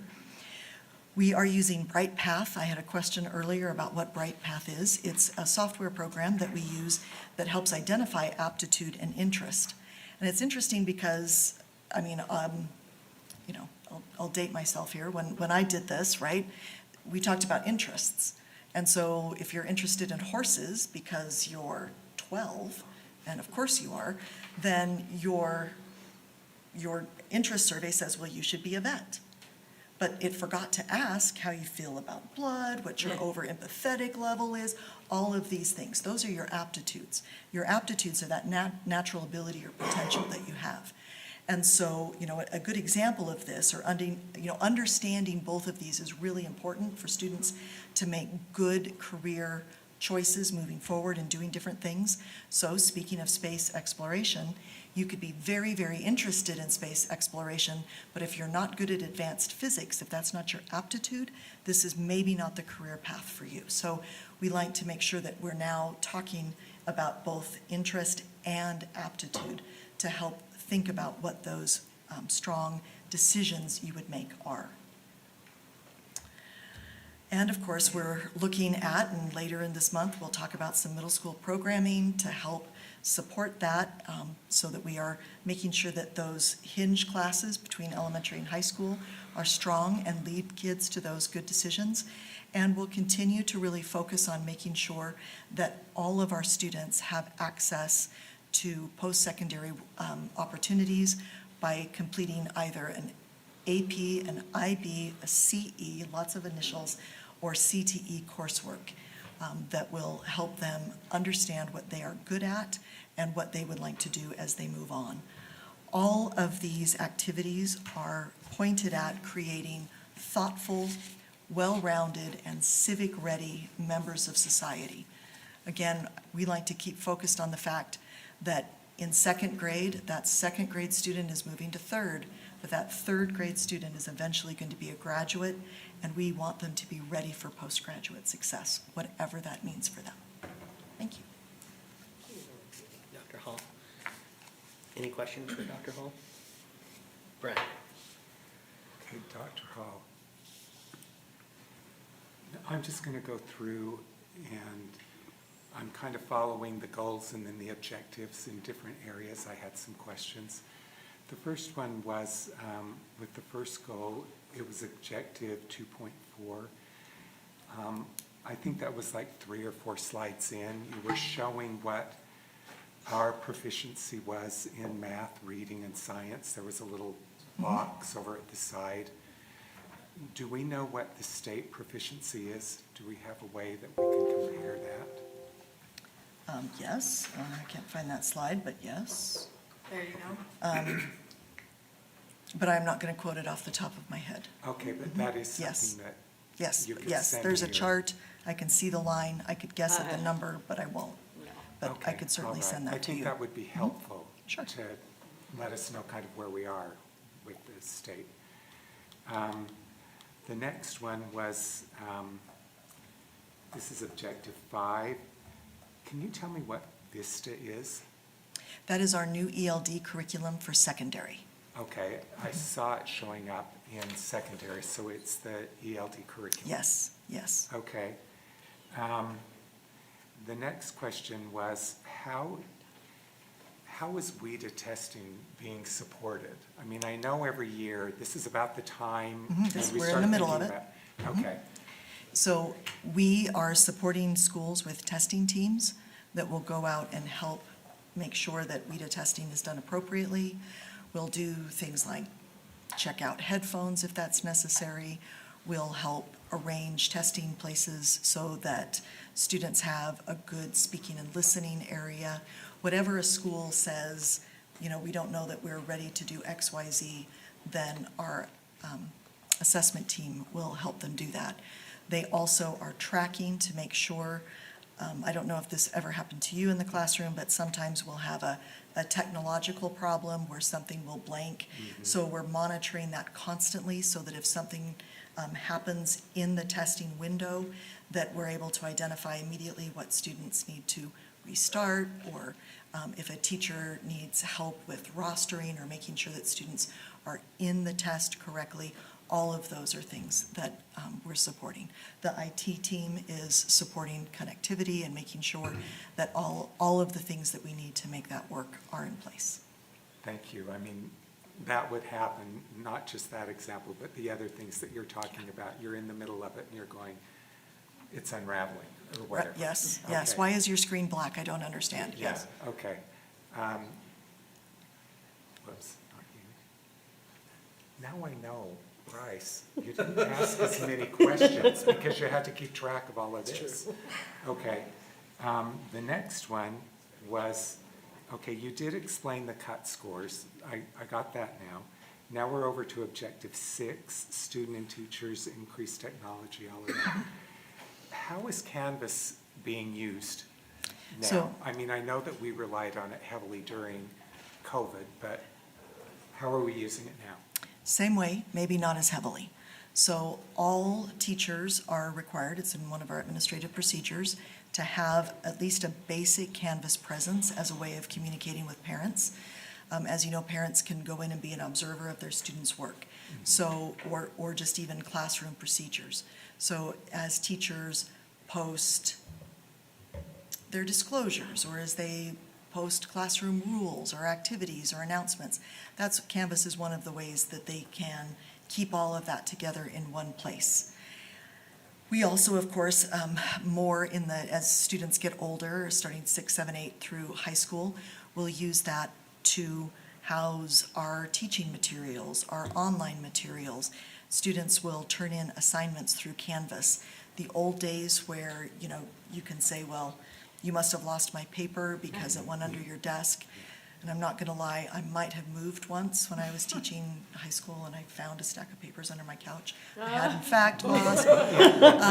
So for everybody who missed that 5 points, I'm really sorry. But now it's all turned in Canvas, so that isn't an issue. So, you know, students will put their work in, they can type it, they can take a picture, they can scan it, they can upload it, but teachers will have that there so that they can use a rubric then to grade it, so students can see where their points were assigned. Teachers can give they can record a message, so I could talk through your paper and say, you know, Mr. Jensen, on page 7 here, you made this analogy, and, you know, this is where I think you should go with this. So that's really how we're using Canvas. It's a tool that I would say is being used in a lot of different ways across the district, but from low to high, that's what it would look like. Well, and as a parent Great to hear. perspective, like I've got 2 in high school that it's a embedded piece now, like between Canvas and Power School that, and as a parent, you're getting a very clear view of what's happening on a very regular basis. Okay, that's great to hear, Amanda. That's what I wanted to see. You're using it with Power School, and okay. Final question. Now we're over to, oh, no, I have 2 questions, and I gotta really hurry. Okay, the first one is, what is the AI plan? But then, let me ask the other one. Goal 3, objective 1, explain how you've hired the coach for our preschool, and that's my clock. Okay. So we have an instructor that is not assigned a class every day. And so they have kind of a twofold mission.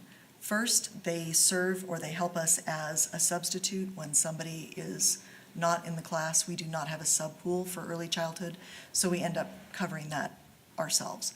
But that person is also able to go and check in with our new teachers or our teachers who are co-teaching for the first time or working in a supported classroom for the first time to make sure that they are meeting the objectives of the classroom, that they're staying on the lesson plan, that they're keeping the structure of the class. So for artificial intelligence, AI, there are so many ways to use AI in education. Everything from lesson planning to communicating with parents at home to grading student work, to helping students look at their own work, to creating assignments. And of course, that goes back to making sure that we know how to use that well, and students know how to use that well and ethically. So at this point, we are starting, I think our first meeting is February 10th. I think I need a subcode that I've got to find for that, and then we're ready to go. But we're going to bring a group together, I think we've got about 30 people in it, and evaluate 3 AI platforms that have been adopted by the state, and by adopted, I mean they've been given pricing, and they have gone through the security examinations that Mr. Quantz requires, that all of our state requires to meet vetting it, that vetting piece that they do. And we're going to look at this and say, what is the best platform for us to use in this district? And we're going to begin to talk about how this tool will be able to be used by teachers and students effectively. Because if we just say AI is scary and maybe dangerous and everybody will just cheat when they use it, that won't equip our students to use it. Thank you. Ashley? I wanted to add on a little bit with the Canvas discussion, because Dr. Hall knows that sometimes I get hung up on a report like this where something happens that I've personally experienced or constituents reported, and it doesn't really align with the information that got filtered up to Dr. Hall. So most of the time, I think Canvas works as described, but there are definitely teachers in classrooms that do not have any Canvas presence whatsoever. That's true. So it gets hard to, I don't want to go line by line through the report, but just to say generally that the more precisely we can evaluate our programs, the more effectively we can do what our job really is, which is to allocate resources to needs. So if we knew perhaps X percentage of teachers never use Canvas, we could have a productive discussion about, is Canvas like the LMS we want in elementary school? Is it only really working in secondary school, and the costs associated with all of that? And more generally, I'd like us to also consider how much of our strategic plan relies on reporting compliance. Check, teachers use Canvas, rather than why is Canvas good to use or not good to use? And then a lot of the action items here in relationship to compliance rely on the concept of capacity building, which is where we fund district office staff to provide professional learning in some of the topics here, like technology, or academic talk, or project-based experiential learning. And then we ask school sites to build up the capacity to actually implement that change. And so in my experience, I don't always find that capacity building works. And I see that it allows us to check off the box that like we did this thing in the plan, but did it really help students when we did do it? And it's something I'd like us to consider as we look to future pillars, but more so in our budget cycle. Another example would be the academic talk, and I've shared this with Dr. Hall, that as she knows, the School Community Council Ensign's very excited by a tool called TeachFX. They would like us to consider funding it, but I don't only hear from them. There's a lot of teachers who work in other schools but live in my boundary who've also said that's one particular area where they find it hard to assess if they're achieving the objective. They don't know how to measure how much academic talk is happening in the classroom. And so I'd like to, when we look at reports on this pillar, I want to respect and honor the achievements that are being shared, but also suggest, I think, looking beyond capacity and toward resource allocation so that we can kind of take some of the things off of a teacher's plate and not build their capacity, but maybe replenish their capacity for their school to do even more of these things and assess their value. Thanks. So I think we have a report that tells us how many teachers are actively using Canvas. I think the last time we looked, it was about 85%, somewhere there. But we do have that number. That is something that we do look at. Again, administrators are asked when they also look at disclosures to say, what is your Canvas presence? We give them a list of the minimum things they need to have on Canvas. Let's see, Canvas is adopted by the state, so how much do we pay? Do we pay? 0. Yeah, that's why we use it. And so there you go, that is over. And TeachFX we rolled out as part of a math discourse piece. So we've been using it for about the last 3 or 4 years. It really is a fantastic program, but yes, okay. I've got a, go ahead, Amanda. Are you sure? Go ahead, I've Okay. got, my thoughts are all over the place. So it's kind of similar to Ashley. My questions are a little more broad and general. Just, I know you said a couple of things in here that really triggered this for me, but I guess how is the plan working for you? You know, like, how are you engaging with the plan? Does it make sense? How are teachers engaging with it? And I think the example that comes to my brain is, you know, the objective 5 with the ELD strategies and, you know, the completions, but, you know, how are these monthly meetings going? You know, is it working, I guess? Are teachers engaging and interacting with it in, you know, a way that makes sense to them? Are there suggestions, revisions that they're looking for that have prompted you to, you know, kind of be honest about outcomes being potentially too many? And so that's one piece, and then I guess my second question along with that is, what types of revisions would you like us to be considering between now and June when you come back and revisit this with us? It's a little clunky. Okay. I mean, when you do a report like this, you really see, you know, is our grain size too low? What are the things that are really the system pieces that you would be hearing about or thinking about? What are they compared to, am I getting right down to what's happening in a third grade classroom with you? There are a lot of moving pieces to track in this. I think we could simplify some of those. So, I mean, to be honest, I really like your 3 board goals. I think those are just delightful. So I think there are some ways that we could I would love to make this plan look more like those goals, where they're, you know, very focused and look at how we work as a system together.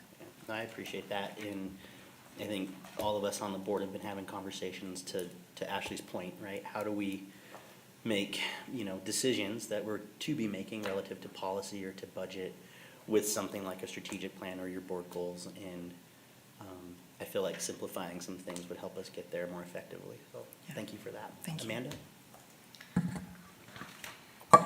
And I won't go point by point. I sent Tiffany quite a long email asking a lot of different questions. I would like to at least have you publicly present a little bit about what you had explained in your email to me. Specifically, I probably have a few things I want to address, but like the main theme that I think you saw in my questions was kind of that professional development piece and all of these different elements, and really embedding teaching all teachers, general education as well, the necessity and the how to modify and accommodate different learners, students with disabilities, ELL, whatever segment of the population, so that these kids can be meaningfully included in these, in all levels of academia. So I guess if you could kind of talk to a little bit of the explanation you gave me, and what your plan is to really work on that, so that families can understand that this is something that you see as important as well. Sure, thanks. I'm glad to have the opportunity. This really is it's an exciting thing, it's a scary thing, it's a huge thing. As a general education teacher myself, I really understand, you take one special education class, you understand that students have IEPs, you say to yourself, well, a student in my class probably has an IEP. I hope that gets taken care of in resource, right? And that isn't enough. That isn't the educational experience that we want all of our students to have. And so we are working, our state is working, and our district is working to build those inclusion pieces, really helping general education teachers not become special education teachers, but become special education champions, where they are able to say, I have students in my classroom that may have a different on-ramp to standards-based grade level curriculum. They may have a different way of showing their competency in this curriculum. Part of that is our personal competency-based learning, where students have some choice in how they show those things. But it is really very important to us that all teachers begin to see our students as all being general education students first. Some students then may have additional resources for language. They may have additional resources for learning. They may have additional resources for behavior. They may have additional resources for accelerating their learning. But all of our students belong in our general education courses first. So we launched some training 2 weeks ago. I don't know, time flies. And we are really focused on using our district professional learning community structure, which is a way that we examine student learning and student data to see what it is that they need to be effective learners, and using that structure to make sure that we're bringing in what students' IEPs say that they need, and helping our general education teachers say, okay, what does this mean for, again, the way I help students access, the way I ask them to demonstrate, the way I'm able to determine that they have met this standard, or that they're demonstrating competency in this way of learning. And that's, I mean, it's a semi-permeable barrier, but sometimes it feels more barrier than permeable. And we really want to break that down so that we're having conversations between those special education teachers who are the experts in how to support and scaffold learning for those students, and the general education teachers who are the specialist in knowing that content and what students need to learn at that grade. I think that was really good. The one thing, this special education can go on for days, really, conversation, but the one thing I would like you to kind of re-explain is what you explained to me before the meeting, was how the pre-K program has the 3 variations of general education, so it's really an inclusion model, Sure, period, but just different versions of inclusion. Yeah, this has been a great project. So Audrey Powell, our early childhood supervisor, and Erin Anderson, our special education director, and we came together and started to talk about what early childhood really needs to look like. We know that, or research says that a special education classroom, for it to really work as an inclusive environment, should be about 20 to 30% students with an IEP and 70 to 80% students without an IEP. That way, we're with our same age peers, we're looking at those behaviors and academic learning levels across the board. So to do that, again, because we have these requirements from the state to provide this, we have 3 levels of classes. Our first one, our general education, our class, I guess you would call it. In talking to Board Member Longwell, I understand that names are very important. They have power, and I need to be thinking about better names for things. But in level 1, students with IEPs that might include some support will be in that classroom with an early childhood instructor. That early childhood instructor will collaborate, that's the right way to use that word, collaborate with the special education teacher, who will help them be clear about the needs that that student has and what supports that they'll have. But they don't teach together.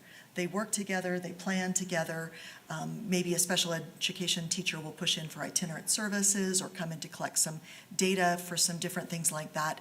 But the instruction primarily happens with that general education teacher and that general education class.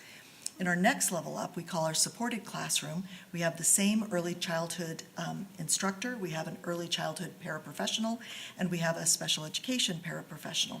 And that special education paraprofessional provides some perhaps more intensive or just-in-time or one-on-one support to students in that class, in conjunction with the teaching that's going on around them with the early childhood instructor. And then in our co-taught classroom, where the teachers collaborate together, we have an early childhood instructor and an early childhood paraprofessional, and a special education teacher and a special education paraprofessional, and they are providing services to students whose needs might be more intense. And so in this way, we're really able to make sure that we're keeping all of our students in a general education classroom, but still making sure that we have teachers and support that are specific to the needs that are outlined and the goals that are outlined in their IEP. Yeah, it's like a tiered support, but in the general education classroom. And just my comment to that or request is, now we need to push that up, because our young learners, it's easier to do inclusion, and the outcomes are, the research and the data out there shows that the outcomes for those students that are able to access that general education environment and academics, their outcomes are much higher. So pushing that early childhood concept, which is phenomenal, upwards, so that our kids, all kids have that opportunity for that general education, educational access and opportunities would be phenomenal, so. Yes. My colleagues in school leadership and performance are bringing some training that the State Office of Education is bringing on co-teaching so that we can increase the capacity and learning of all of our teachers to really be able to implement that model more effectively. So as we look at building inclusion strengths in general education classrooms, our next level up is looking at how that co-teaching can be implemented in more classrooms. Thank you. Any other questions for Dr. Hall? Seeing none, thank you, Dr. Hall, for all you do. Thank you. Appreciate it. Thank you so much. All right, item number 3 on our reports agenda is G5 in administrative procedures. I see Ms. Kindle working her way up here, and maybe while she gets situated, is there anybody from the policy subcommittee that would like to weigh in before we start the presentation? Okay, I think we're good. Cool.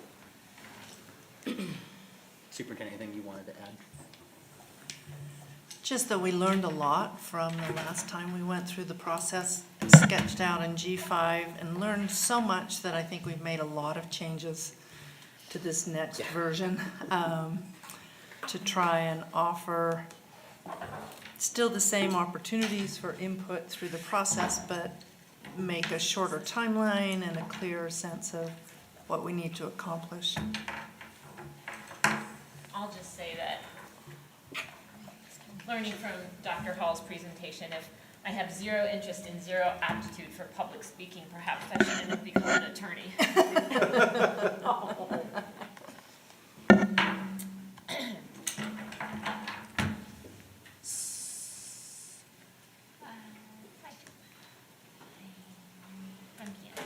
So, Okay. there we go. So piggybacking off of what Dr. Grant said, as some of you who have been on the board for a long time remember, when the idea of studying elementary schools for school closure was first brought forward under Dr. Bates through Brian Conley as the G5 administrator, we were under one sort of statutory framework. Utah Code at that point complied, aligned with what our administrative procedures were. And shortly thereafter, the statute changed under Dr. Bates, but because we have begun the process, we did not change our administrative procedures to reflect what was, what those changes in state law were. Subsequently, Dr. Grant took over. We had a legislative session the last go-round. They again changed the processes and statutory requirements related to school closures and boundary adjustments, and added some new components. And again, because we were still in the process, we decided to continue under our old process and not revise our procedures at that point. Then we finished that whole process, and as Dr. Grant indicated, we wanted to get some feedback from our constituents as to how our prior process had done to sort of inform moving forward what our process would look like. So one of the things that this board asked that we do was a survey. And that survey was sent out to all our stakeholders, including our staff and parents and families. And we had, as you can see, 1,769 responses.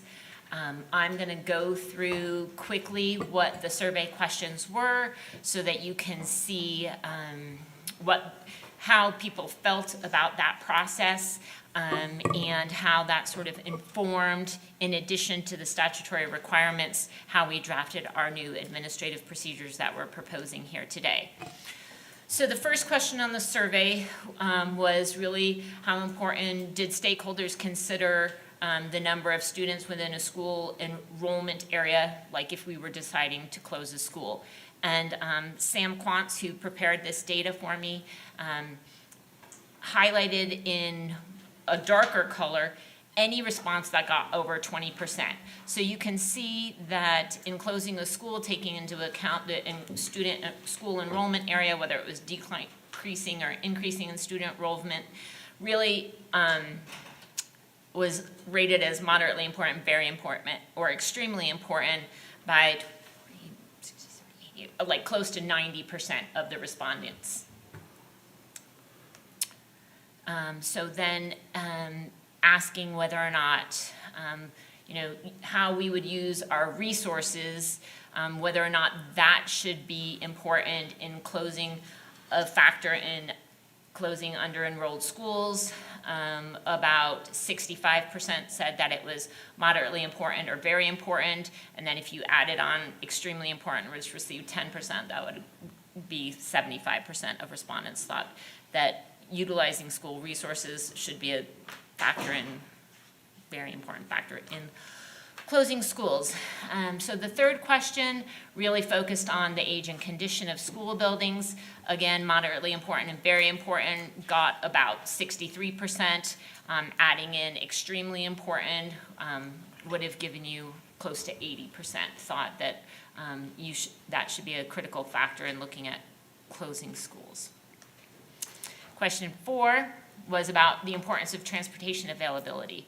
And here again, we're 40% thought, well, close to 40% thought that was very important, and 46% thought it was extremely important. And this question related to changing school boundaries. So it wasn't a school closure topic, because obviously we would always look at transportation based on the state requirements, but when we're drawing school boundaries, it was very important to our stakeholders that we look at the availability of transportation. So question 5, we asked how important it was to place specialized programs such as dual language immersion or magnet programs in areas that would be reasonably accessible to all students when making decisions about school closures or boundary changes. So again, the top 3 in terms of moderately important, very important, and extremely important all received over 20%. And again, that's pretty close to 90% of respondents thought that that was a very important factor to be considered.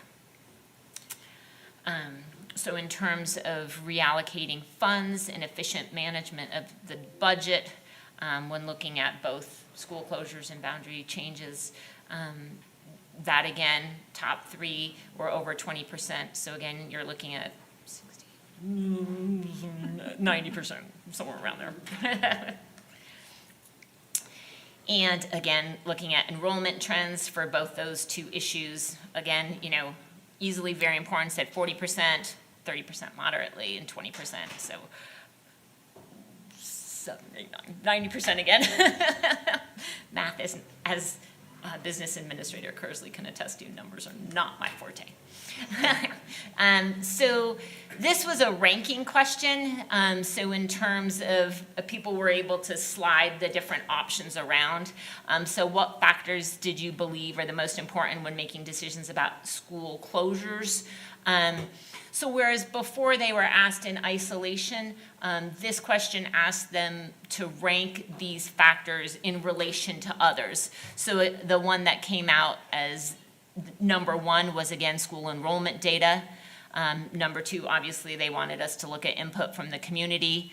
3 was facility capacity design, then financial implications, and of the least important to people were school feeder patterns. And those were the 5 they had to choose from, just to be clear. 8, again, it was a ranking in regard to what we should look at for school boundaries. Student safety, again, came in at the top, which is one of the things that we were primarily focused on the last go-round. Student educational opportunities and academic performance was 2, demographics 3, geographic features 4. And here, it's funny, when we looked before at transportation, it was so high, but here it came in as 5, and then special programs came in at 6. We asked a question about how did they want to receive communication, because we wanted to build in a communication component into our administrative procedures, so overwhelmingly, most people preferred email communication.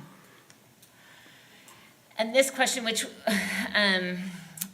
from the comments, we could tell it wasn't, we didn't provide them enough context when we were asking like how long the process should take. It was clear from some of the comments that people were thinking that we would close a school mid-year. So this data probably isn't super helpful in informing how long our process would take. But based on this, we had 9 to 12 months, but that was, again, I can say from the comments that it was a little bit confusing to people what we were asking. And of note, 60% of the people who took this survey did not participate in the last process. It was only about 40% of the people taking the survey who had actually gone through the last process with us. The one thing that I also wanted to note was that there was an open-ended essay type question that you could fill in your thoughts about what things were good about the last process and what things you thought needed to be improved in our procedures. And I'll just generally say that the feedback was such that I think the public overwhelmingly thought that we could improve our process. That there was much to build on. So, in looking at how our administrative procedures were changed, the first thing in the administrative procedures that you'll see is how to go about a school boundary change. So one of the things that the most recent change in the law came up with was that it requires a minimum of 30 days between when the board approves a recommendation for the public to be notified that boundaries are being studied and when the board takes final action. So that's new. So during that 30-day time period, and that is very short, I think we all recognize that I'm not even sure we could get it done within 30 days. That would require some simultaneous notifications going on. But during that 30 days, we would have to notify potentially affected stakeholders that their school boundaries were being studied for potential adjustment. We would have to disseminate the proposed boundary plan. And when I say we would have to, this is how our administrative procedures were written, that we would disseminate the proposed boundary plan and give the public at least 10 days to study that. That was something that the board policy subcommittee members felt strongly about, was that 10 days would be a minimum. And that we would hold at least one informational meeting with stakeholders. Again, there's no requirement in state law for us to hold an informational meeting. But then we would also have to give the public the opportunity to comment at a board meeting, so one public comment period, and then also have a public hearing. And that public hearing would have to be notified or noticed 30 days out. So that's why I'm saying that 30-day time frame is a little tight in terms of being able to do everything that we would need for it to go into effect. But if the board approved a boundary adjustment, boundaries wouldn't go into effect until the next school year.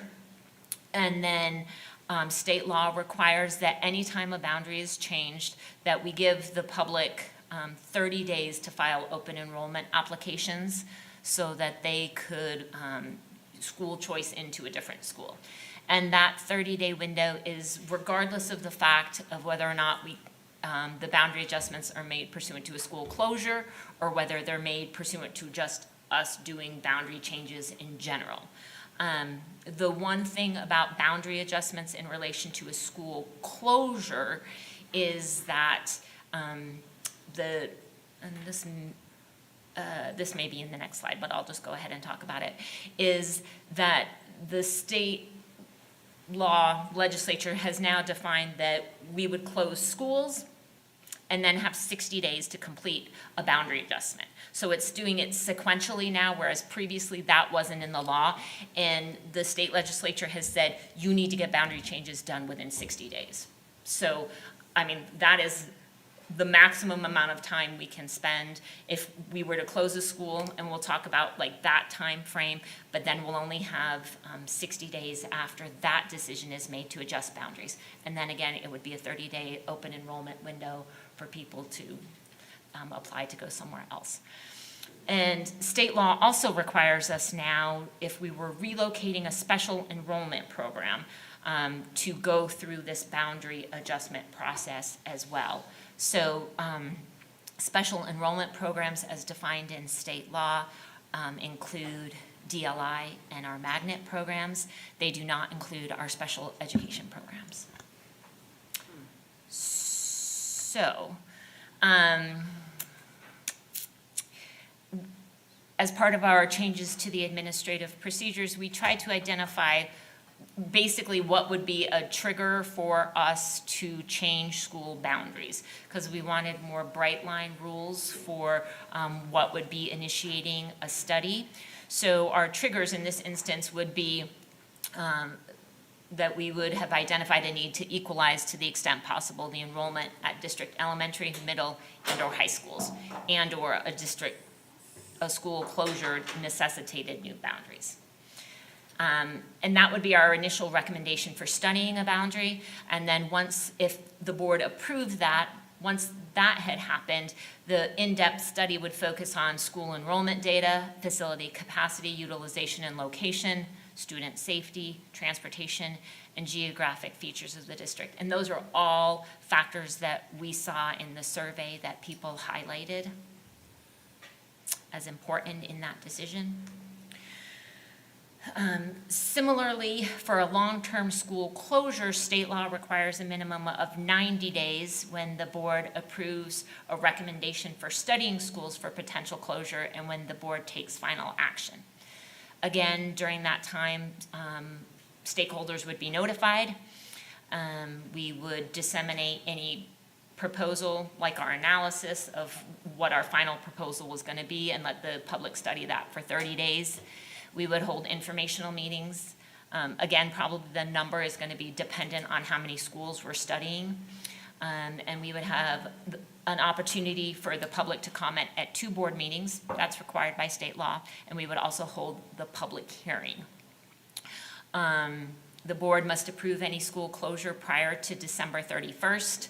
That's also a requirement, and that cannot be moved any later. And the closure would go into effect at the beginning of the next school year. So the board in the last go-round, I think, voted in January. That vote would have had to have been moved up if we were under this current practice. And because a long-term school closure would necessitate boundary adjustments, obviously, as I've pointed out, we would have 60 days after the date of that vote to adjust school boundaries and come up with that plan. And state law now requires that if we were to close a special enrollment program, again, that's DLI or magnet, that we would have to follow the school closure process. So in trying to establish some bright line factors for how a school might be on the initial recommendation for further study, because we obviously had some issues with how schools got on a list previously, we looked at other school districts and what criteria they were using. They oftentimes use bright line numbers that we didn't necessarily think would work well in our districts, but they also use these percentages or looking at FTE, an allocation of teachers.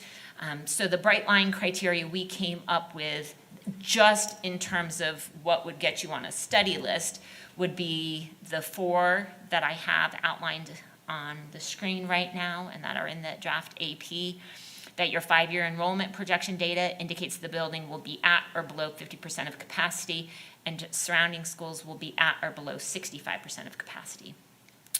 Enrollment at an elementary school falls below 300 students. The general teacher standard FTE funds only allocate 1 teacher and at least 2 grade levels, and that would be grades 1 through 6, so we're not going to look at kindergarten in an elementary school.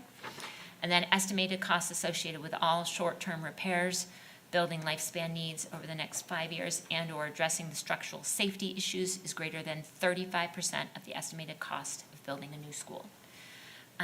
We also thought it was important to note that we may have to place a school adjacent to a school that meets one of those criteria. on a study list for potential closure. And I had a question from Board Member Longwell earlier about, maybe we should be looking at a district-wide study.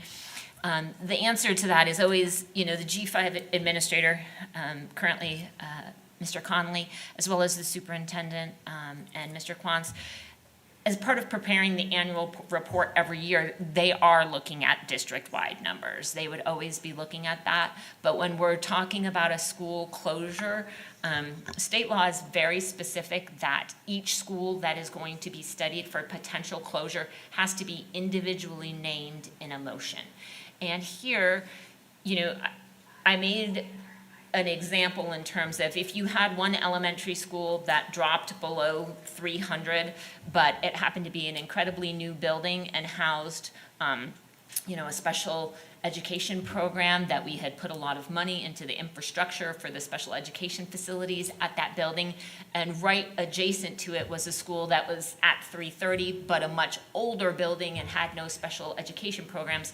That might be something that we're needing to study in terms of what is the best school to close for that community.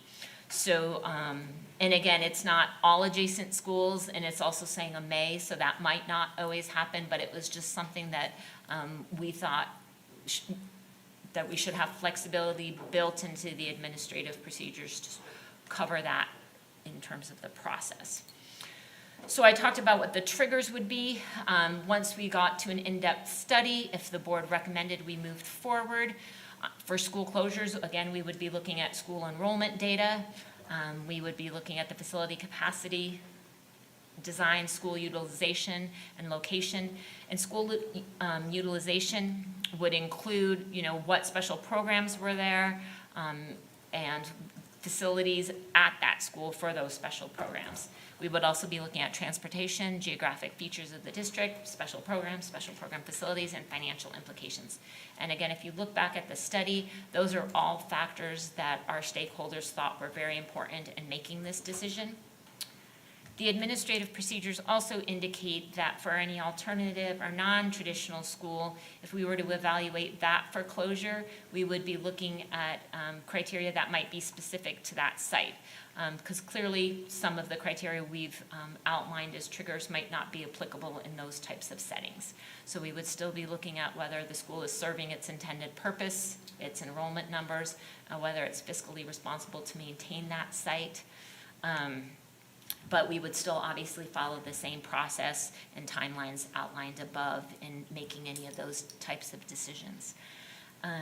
We tried to build this administrative procedure with a lot of flexibility built in terms of we could extend any of these timelines. Again, the administrative procedures are built on the minimum amount of time required by statute. So if there was an emergency or a reason why we had to do it in this short of amount of time, that we would be in compliance with our procedures by doing that, but we can always extend it beyond that. And the idea would be that when the G5 administrator, Mr. Conley, or the superintendent makes an initial recommendation, that they would be outlining in that initial recommendation what the timeline would be. The only, as I mentioned before, the only thing we cannot extend is that December 31st vote. That is not something we can extend. In terms of grade level reconfigurations within a school, this isn't something that is required by state law for us to follow any formal process. A lot of our neighboring school districts do not have a formal process, and parents just get a letter in the mail.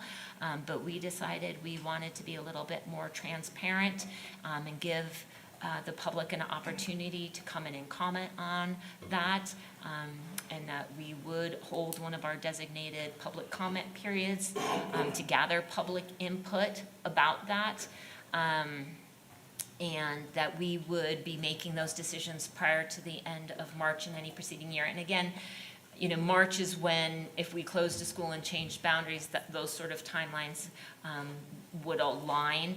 But again, this is worst case scenario. We can always do it earlier. So I do want to say that the policy subcommittee spent a significant amount of time going over this. We went over the survey results, and I think our, at least 2 hours, and we had looked at it and discussed it, so and they recommended some good changes to the procedures. And we're not expecting any action today, but I'm happy to take any direction in terms of things you would also like to see, so hopefully we could move this forward as our new process and, either bring it back for discussion or with any changes you're requesting, or put it on consent at the next board meetings.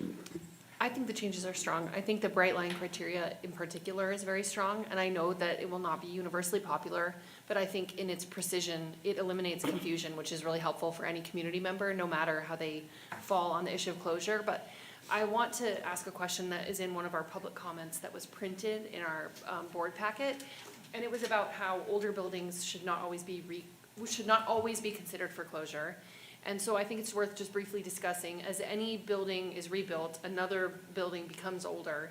And we certainly don't rebuild all of our buildings at the same time, just for parity, right? Because one is always going to be the newest and one is always going to be the oldest, no matter how we do it. We have to do it on a cycle for financial and practical considerations. But what would be the outcome if a building is continually considered for closure because it is older, but actually we have maybe found as a board that it's like quite critical due to its geography or some other factor? Would the argument of you or the policy subcommittee be that just because the study would happen doesn't mean the study would identify that closure should occur in that instance? I mean, I think we saw that in the last go-round, that we had some older buildings that we kept open because of the unique geography or location of them, and that we ended up closing some newer buildings. So I think that it's played out that way. I mean, clearly there, at some point, if there became a safety concern, which there are no current safety concerns, let me be perfectly clear. Board Member Kersley would not be happy if I implied that any of our buildings were unsafe. None of our buildings are unsafe. I'm just saying that if something were to happen and a building became unsafe, but because of that unique location, we needed to do something. I mean, the good thing about it is we might have other properties that we could move the school temporarily to a different location and then rebuild a school. I mean, at some point, every school is going to have to be rebuilt, right? And just as one follow-up to that, I want to ask just a technical question. That if an older building was found during a process to not be recommended ultimately for closure for some undetermined reason, would its age in these administrative procedures automatically flag that it be evaluated again the following year, just because it is old? No. Brian? Yes. Start your timer. I I wish I only had 3 minutes. Okay, Diane. Ms. Kendall, I appreciate your explaining the amount of time that the policy subcommittee put into this. And I think that if you look at the memo that Christina sent out, it's reflective of the kinds of questions that we were grappling with and trying to address.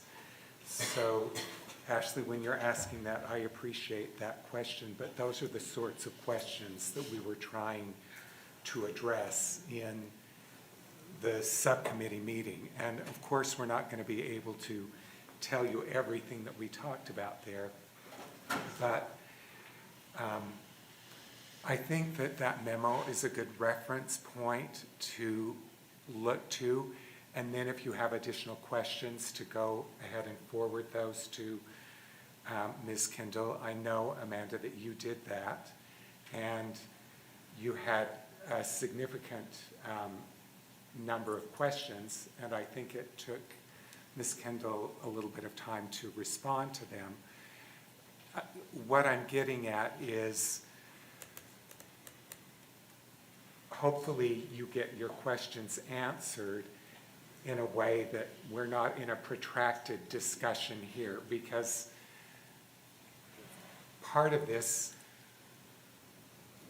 the policy subcommittee is tasked with trying to consider all of these things. And of course, we may not think of everything, and we appreciate your input. But on the other hand, I hope that you will consider that, we just didn't go, oh, well, yeah, that, that's good. Yeah.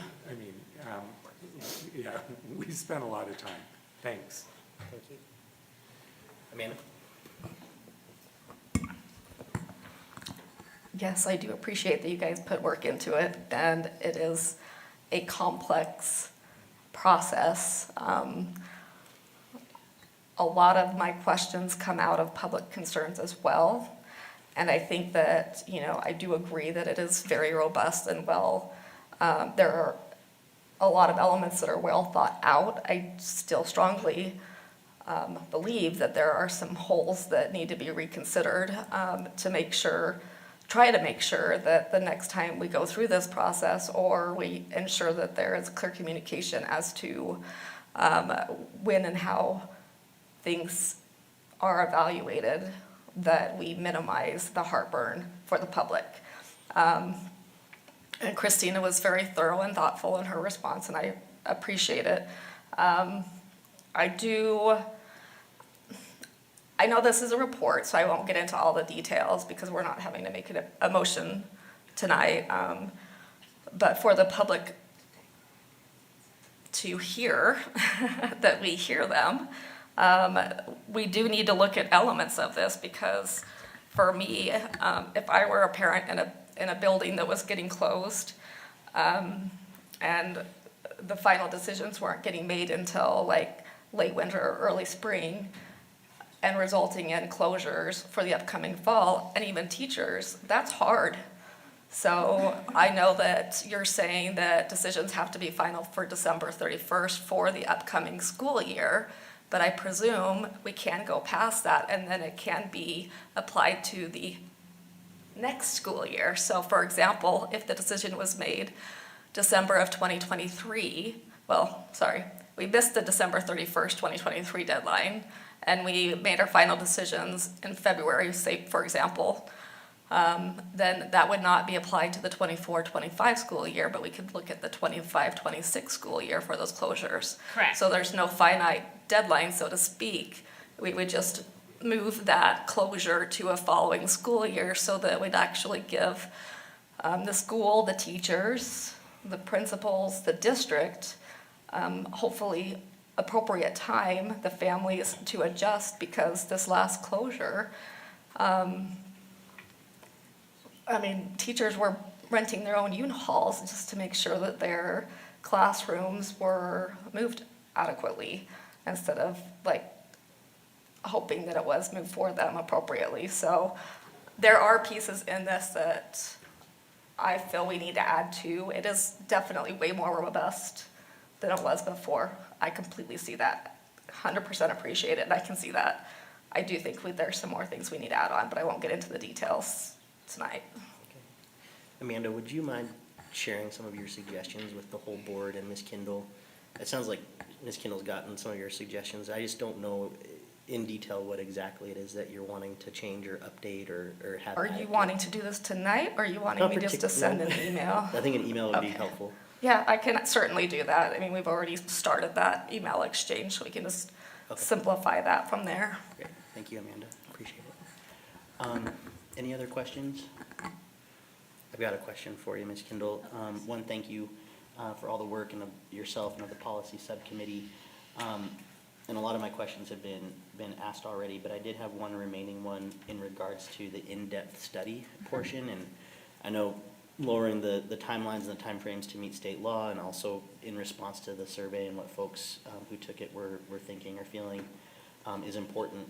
But I know that there's potentially some elements, as I might understand it, and would seek clarification on, kind of who we might need to partner with, say like the city, when it comes to transportation or safety and safe walking routes, crosswalks, crossing guards. There's a whole list of things listed in C and D there in that in-depth study portion of this that's new and being added to. Do you feel like, or does Mr. Conley feel like there is adequate time to either collaborate with the city or other stakeholders that we may need to get the information that the board needs to make a decision? So I guess I would just like some clarification. Are you asking about this student safety piece in the in-depth study regarding boundaries? Yes. Okay, so, I mean, as I think I said, it would be really tight for a 30-day window, but the statute's really clear, we only have 60 days if it was a school closure, and I think the thing that we've talked about as district leadership and with Mr. Conley and with Sam, you know, I don't want anyone to be thinking, and we don't want anyone to be thinking that, you know, we wouldn't have thought about boundaries until the very last day of school closure. I mean, I think there's going to be a lot of work behind the scenes, and we're going to be studying this and analyzing this moving forward. So it's not just going to be, okay, 30 days or 60 days, and that's when we start thinking about it. So our hope is that 100% there's going to be enough time to collaborate with the city, and that we would be knowing that and working with all the partners to ensure student safety is one of our top priorities always in adjusting school boundaries. So that would be something that we would begin studying from the get-go. Perfect, thank you. Of course. Any other questions for Ms. Kindle? All right, well, it sounds like there's a few more things to consider before we bring this back. What would be your recommended kind of process moving forward? I know this is just the report section, we're not looking for action, but. I defer to the superintendent as to what she would like. Liz, take it away. Well, we may need to talk about it in public session, but if we knew what your requests were, and then there were board direction to make those requests, and, you know, a board agreement that those requests, those changes should be made. So that probably needs to be a discussion item in our, in an upcoming session. Yeah. Is there a timeline that we're under to get this approved right now? I would say that one of the things that Board Member Longwell had asked about was an annual review of enrollment. She wasn't clear when that happened because it wasn't outlined in the administrative procedures, but it is in the policy very clear that it is an annual review. That was part of the legislative audit and revisions we made 2 years ago. So we will be complying with that at the next board meeting. Okay, perfect. And the sooner the better, in a way, on this one. So we would try and put it on, next time's pretty full, but we could see if we could do that, or maybe March. Thank you, Ms. Kindle. Just taking some notes.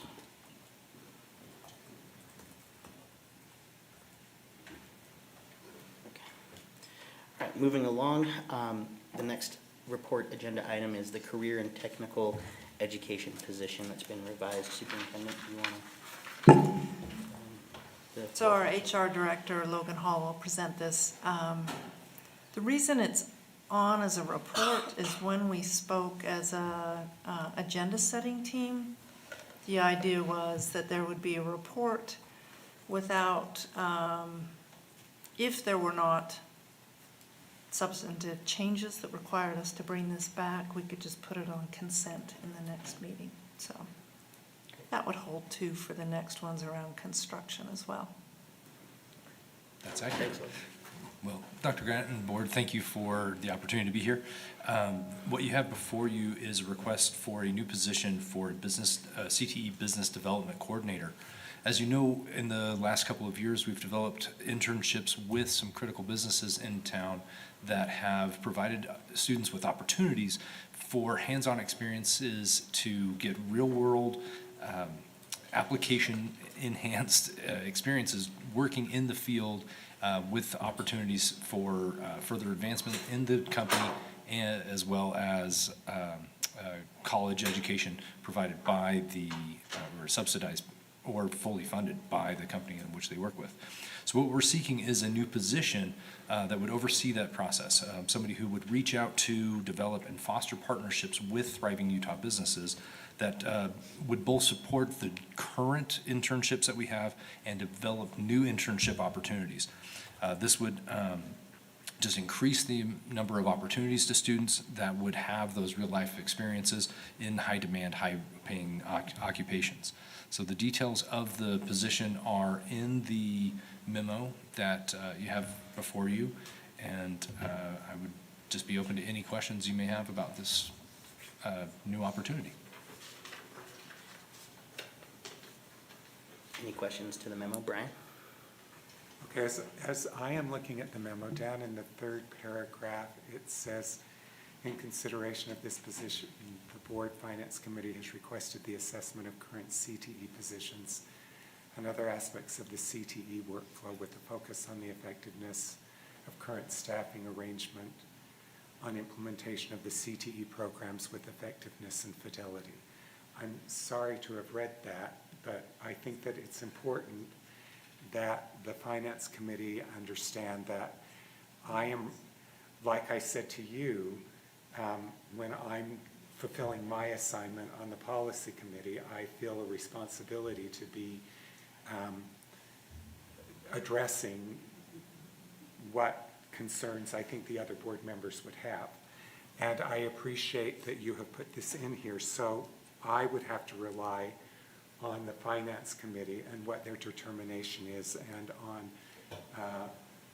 Business Administrator Kearsley and where they feel we are in that process. Thank you.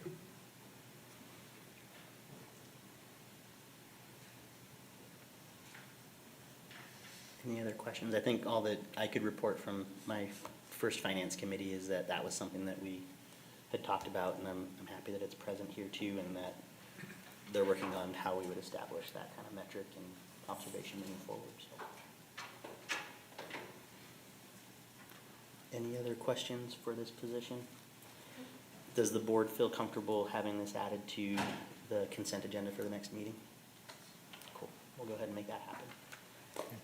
Are you here for the construction positions as well, Logan? I sure am, yeah. The situation is very similar in that we're looking at adding new positions. With the passing of the bond in November and the approval to build rebuild two of our comprehensive high schools, that brings a substantial amount of work both to the management and execution of the plans to the fruition. And building such large buildings and managing multiple projects at a time is going to require an additional amount of work that our current staff just is unable to do.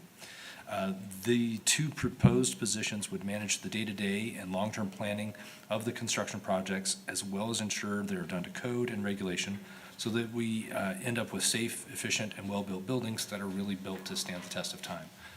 So the reason these two positions are proposed this evening is that we don't have the current staff to oversee these massive projects.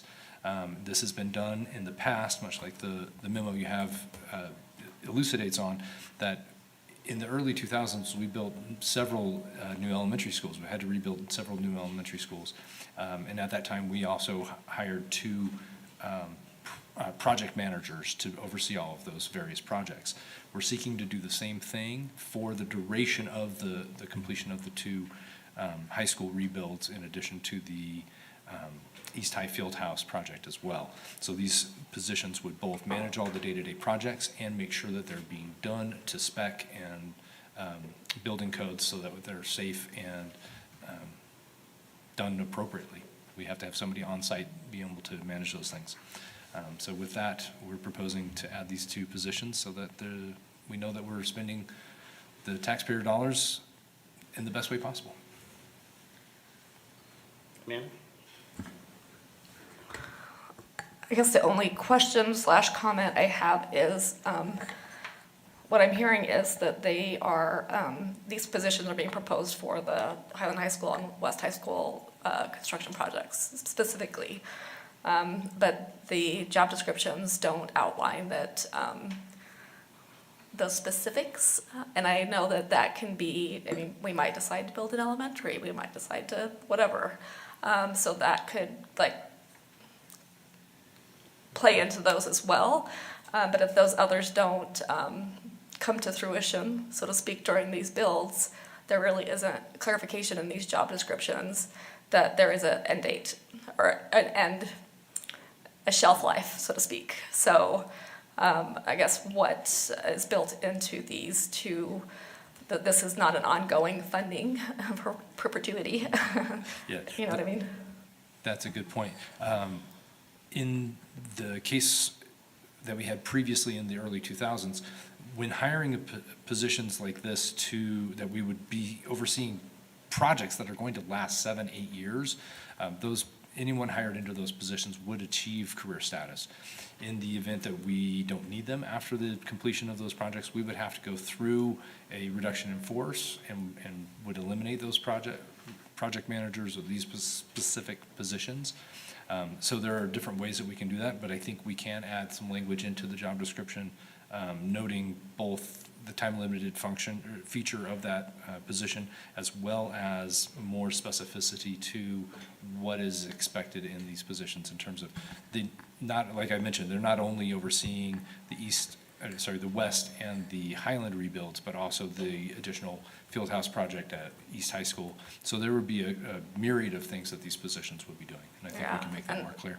You guys know better than I do, like the overlays with all of the rules in regard to these jobs district-wise, I guess, and how it is to manage or RIF positions. So ultimately, I mean, I'm throwing it out there, but I'm also tasking you to figure out the most responsible way to address that, especially if, you know, at that time, you're no longer in the superintendent position and we have somebody else coming in, that we're not just sitting on a job while we're going through another transition or something like that, you know what I mean? So. The other piece of this is that we anticipate there'll be turnover within the auxiliary services, buildings and grounds. So in some ways, we're building up the team and anticipating some of that turnover over the coming years. So these roles can morph into similar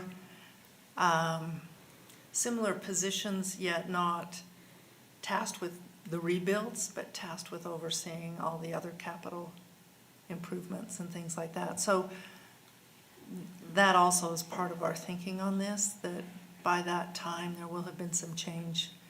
And if we appreciate the work of these people in these roles, we'd want to find ways to keep them on.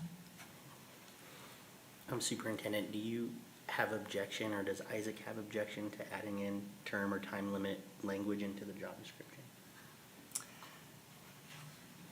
Sure, come on up, Isaac.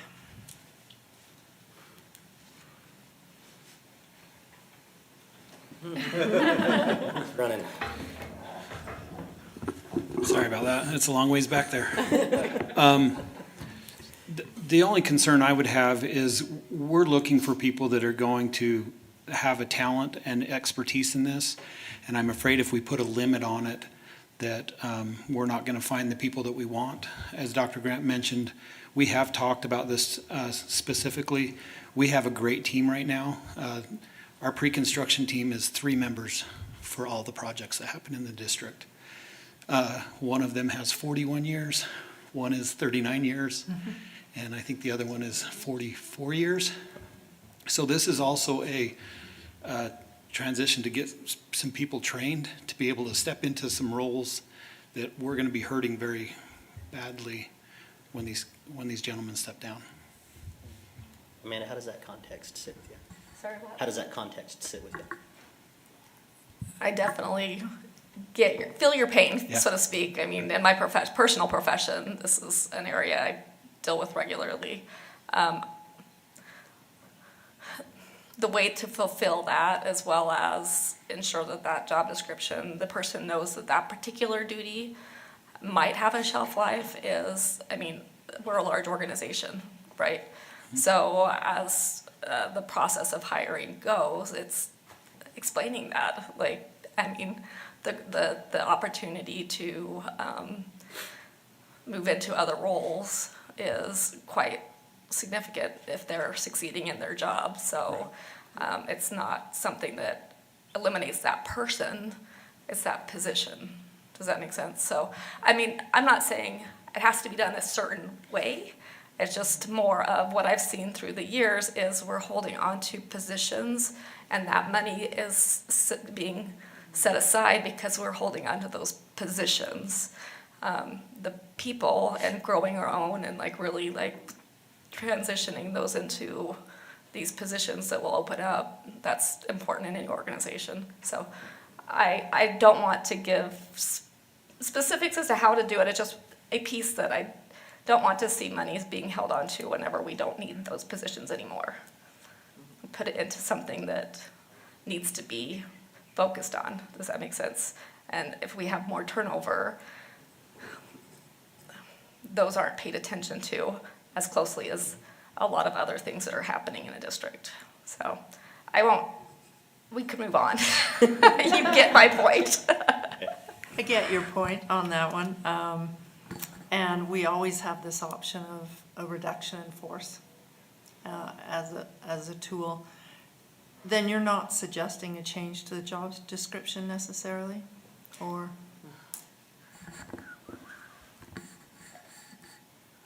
Do you need a directive to be able to do what makes sense for that job description? I don't feel like I need to give a specific demand, other than what I'm asking is making sure that it's clear. That this job is a particular job for a particular project. Yeah. The rebuild of the That high would probably be a way of schools. looking at it, so. And But maybe I don't want to there's a put any state- specific language or terminology on it. Well, and then as Isaac said, he's worried that we're actually looking to hire these people for longer Mhm. than this, if we are confident in their work. So he doesn't want to limit it, because then we might get people who are only in it for a short period of Yeah. time versus those longer.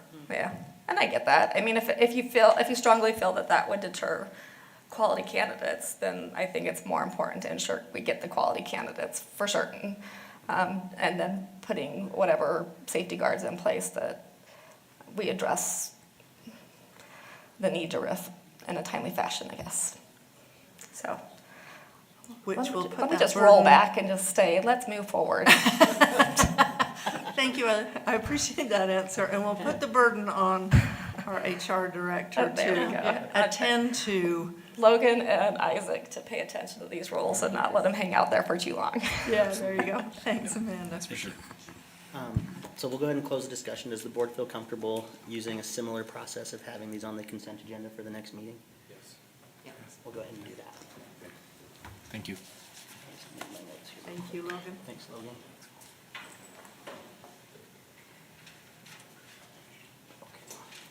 All right, moving on to our discussion agenda. We have the legislative audit recommendations discussion. Board, as you know, earlier in the consent agenda, we approved item number 9, which is the 2025 negotiations team.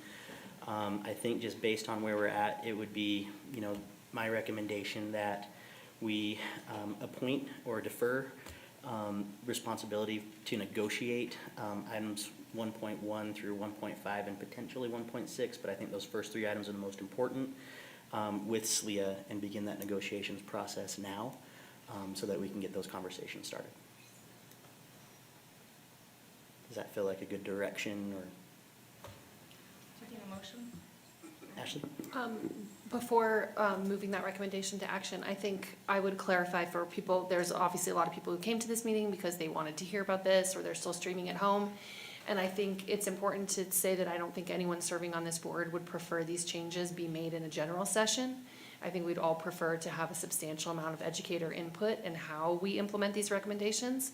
And so I would agree that the best way to balance those administrative needs with the very real educator needs about having a collaborative and supportive workplace would be to have the negotiations team have a discussion that includes those voices in the dialogue. So with that, I would move that we move legislative audit recommendations to action. Thank you, Ashley. We have a motion. Is there a second to that? I'll second. All right. Cool. Any more discussion to the motion? Seeing none, we'll start with a roll call vote with Ashley. Ashley Anderson, yes. Nate Salazar, yes. Ryan Jensen, yes. Amanda Longwell, yes. Bryce Williams, yes. Charlotte Fife Jefferson, yes. Excellent. That motion passes. We'll go ahead and revisit this on the action agenda. Next on discussion is the district organization. Superintendent, second discussion. Yes, I made a couple of changes based on board feedback. that were noted in the memo here. We've also included the updated financial picture that would come with the changes to the organization. We also provided organization charts, so we'll put this up on the minutes as well, that people can see the organization chart and what it would look like going forward.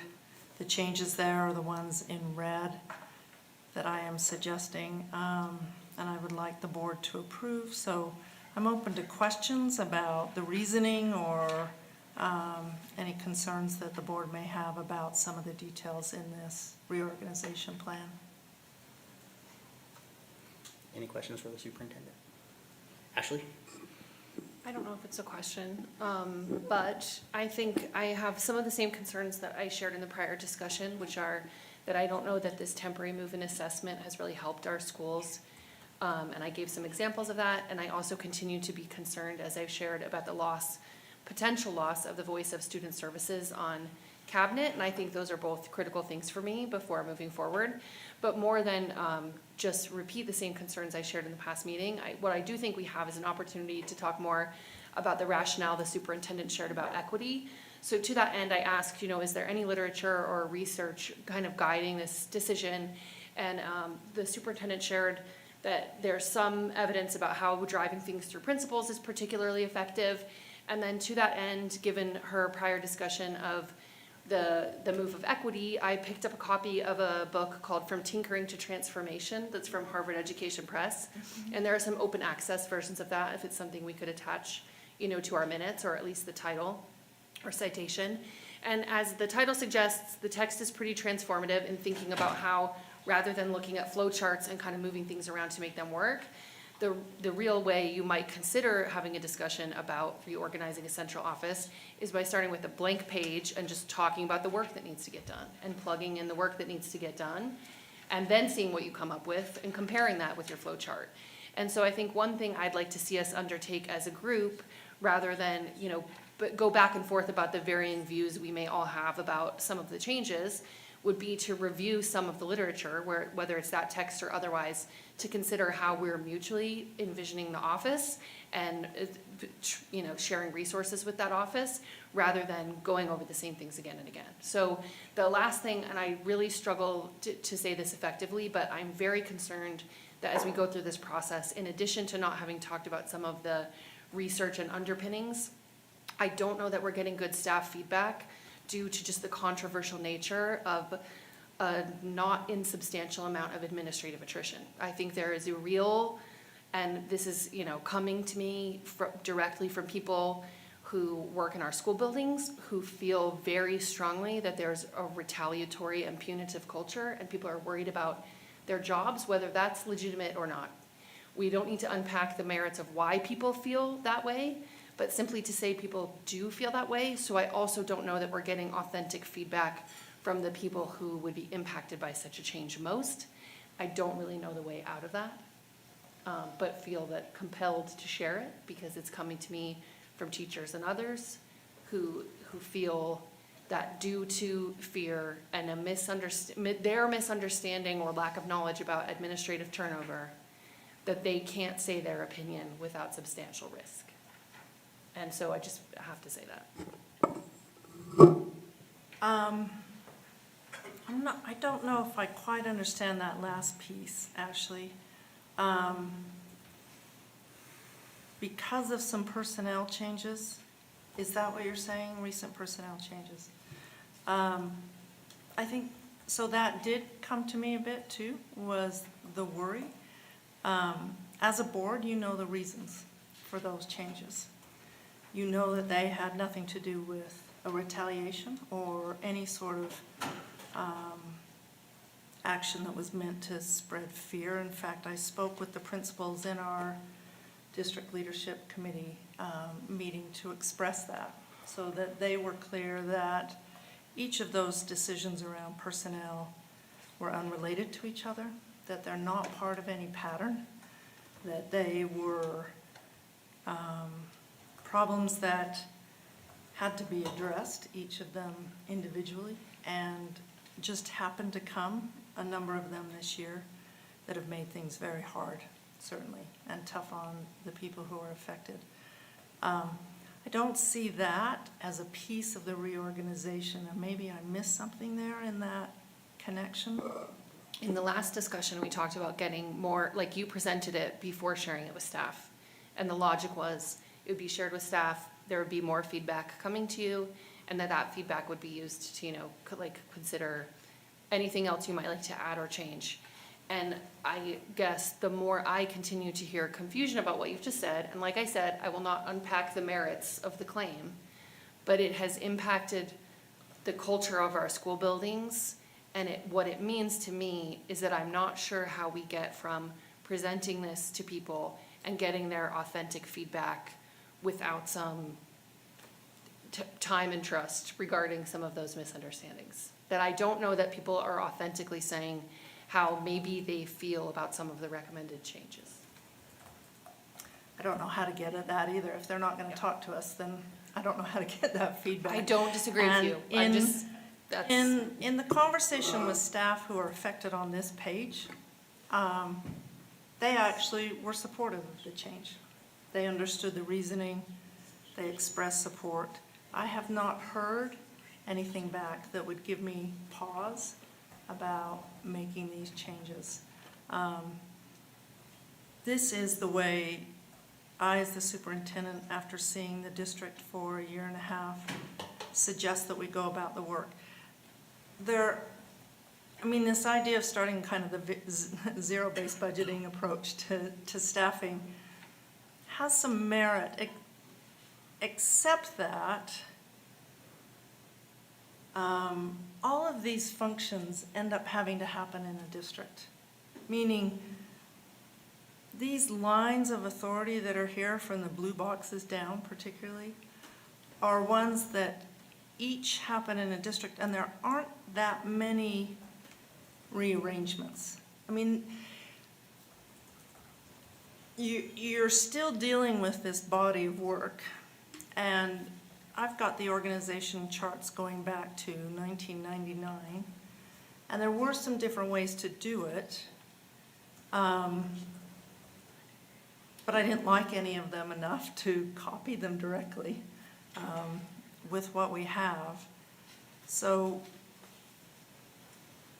this to me is the best way to get the work done. And what we're doing is we're putting the bulk of the work under that school leadership line to focus it through principals and the expectations that that's how we, thanks Sam, that's how we connect with the work in schools. We have the accountability for school principals. They have the accountability for school teachers. So that chain, that line is pretty important in getting your district work done and making sure implementation happens. The other piece we've done is move special education over to the teaching and learning department. So I'm not sure that I would, in a zero-based situation, come up with something different. Nor do I think I'd recommend that to the board. So I don't know how that process would be of value at this point. I honestly don't, because I think I would come back to this. In every district, there is a school leadership line. In every district, there's a teaching and learning line. The other departments are there providing the services that are required to support that work. You've got your HR, legal, communications, and the business administrator work.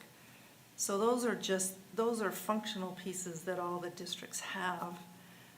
What I've done is just consolidated into two lines, again, with that theory of action, which I completely believe, which is the work, particularly this equity work, becomes more powerful when it's linked with the expectations of what we demand from principals and putting that into place.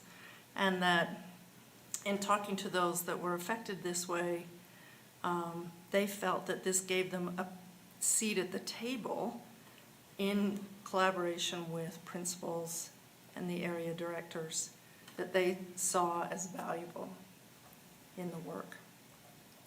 I would Ashley, would you mind if I invited Sam up to talk about that assessment piece and what he's seen as the pros and cons that way, to give a little more context on that? I don't want to say no to that, but I'm also looking at our agenda and our commitment to the time frame that we have for our meetings. And I'm wondering if that's the type of thing where, my ask is for like some of the research behind this, or for people to commit to reviewing that. But maybe some of the additional ask is to hear, an evaluation of how that's going, so that we're able to do our esports discussion, our action agenda, and our various board reports. That'd be so it's not that I'm opposed to hearing about it from Sam. I'm simply saying maybe we all learn about it in preparation for the next discussion. Brian, how much time do we have until we hit our 3-hour limit? We have 28 minutes. Okay. And I know we've kind of agreed too loosely to a 3 to 4 hour meeting. How does the board, being that this is a very big and important topic, having Sam come up, or maybe even others from your cabinet, superintendent, where there might be questions, to have that in-depth discussion, unless you'd rather. Well, personally, I think it's to the point that we need to move it along. I mean, I think there's been a ton of discussion about it. It's another topic that it's talked about over and over and over and over and over. The departments need to be able to move on to start doing effective work, and I'm going to throw this out there because it keeps coming up, and I just want to make it clear. Yes, I speak very loudly for special education. I do not speak only for special education, so I'm not advocating this just for special education. I represent everybody in my precinct, but the continual conversations has been a struggle with the board in the past. I feel these provide very clear lines of organization so that the executive directors know their responsibilities and accountability, that we can move forward, and it can be changed. So if it doesn't work, it can be changed, and there may be some minor adjustments, but I think substantively, it's a well-done org chart. So, personally, I make a motion that we move it to action. We have a motion on the table. Is there a second to the motion? Second. We've got a motion and a second on the table. Any further discussion? I would add discussion to that motion. I think there's the perception, it's been talked about for a long time. It's actually been 2 weeks since we talked about it. And the shortest example I can find of approving an organizational structure is 4 months.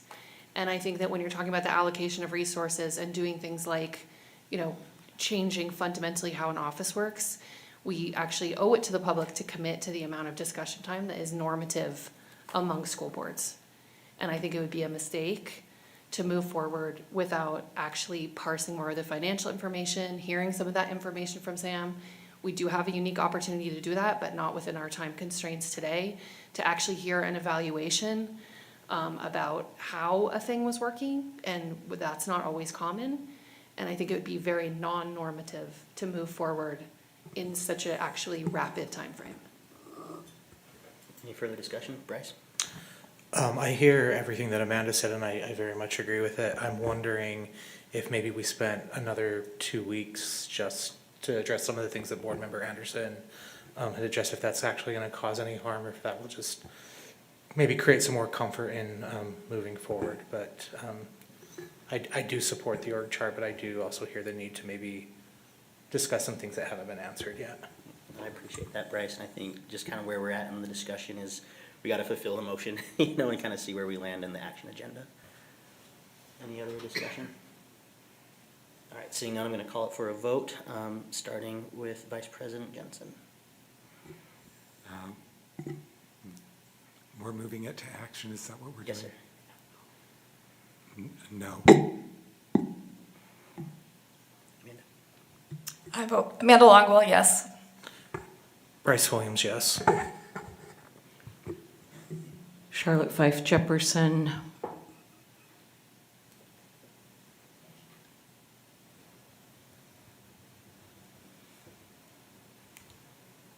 No. Ashley Anderson, no.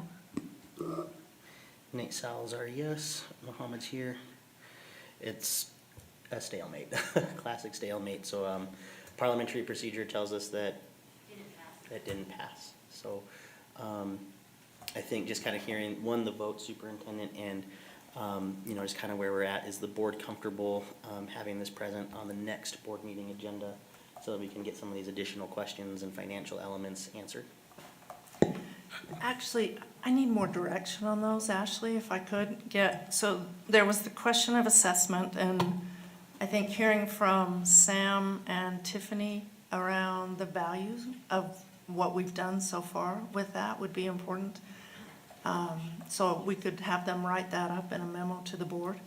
Is that right on the assessment question? I think that'd be good. I mean, it would be great if they could respond to the specific scenarios that I've heard about from principals and teachers that were a problem that I talked about in the last meeting. You said something about data quality, but I don't know.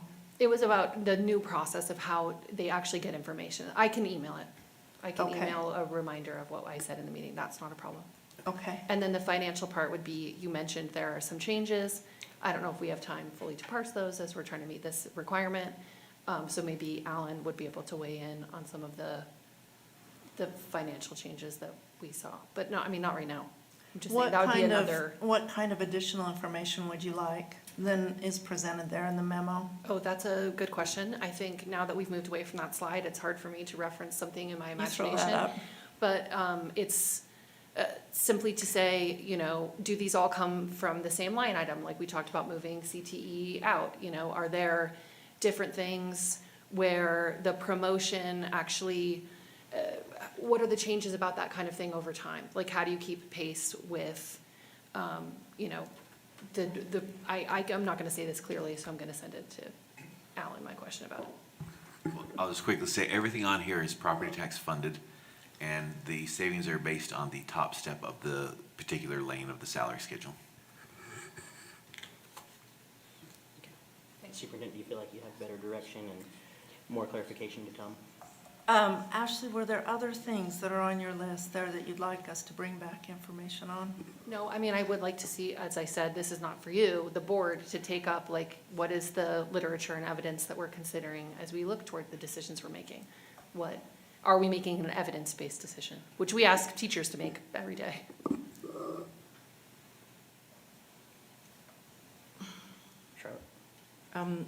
I just wanted to make a comment that it seems a little late in the process to be asking the superintendent or the board to be using some research that we found, that would completely change the process that she's put a lot of thought into. It just seems a little late in the game. It's been 2 weeks. Well, no, she's been thinking about this a lot longer than 2 weeks. I'm not gonna go back and forth, but I will just say, we've been discussing it for no more than 2 weeks. And it would be, I would say, 2 weeks ago, I would have liked to see that. And now I'm asking again, I think we should use evidence before we make decisions that are very substantive. That doesn't mean we change the process. I said, is anyone using any literature or evidence? I didn't get an answer. I went to seek out literature and evidence. I would just counter that I'm not suggesting we start the process over. I'm saying, what is the evidence that supports the decision that we're being asked to make?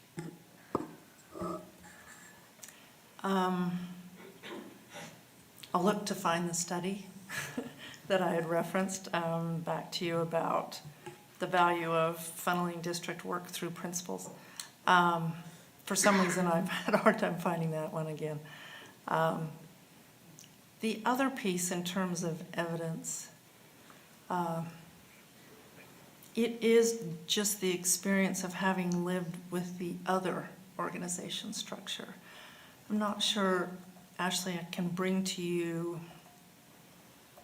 more than that as evidence on this.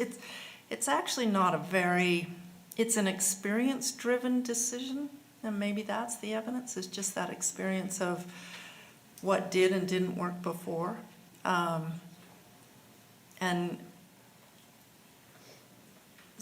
some of that it's evidence, but in a really soft way. And from my understanding and looking around at the districts around us as well, again, at the last 20 years that we've been working on different kinds of organization structures. There really isn't one right way to do this. There's not one way that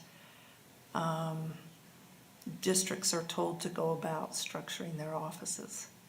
It really is very dependent on the work that needs to be done, often the people in the roles. I've tried to make decisions without particular personalities in the roles because I would hope this would outlast maybe some personality changes or particular people changes in it, but I will work to bring some things. I want to give you a disclaimer ahead of time of what I think I might be able to find, I guess.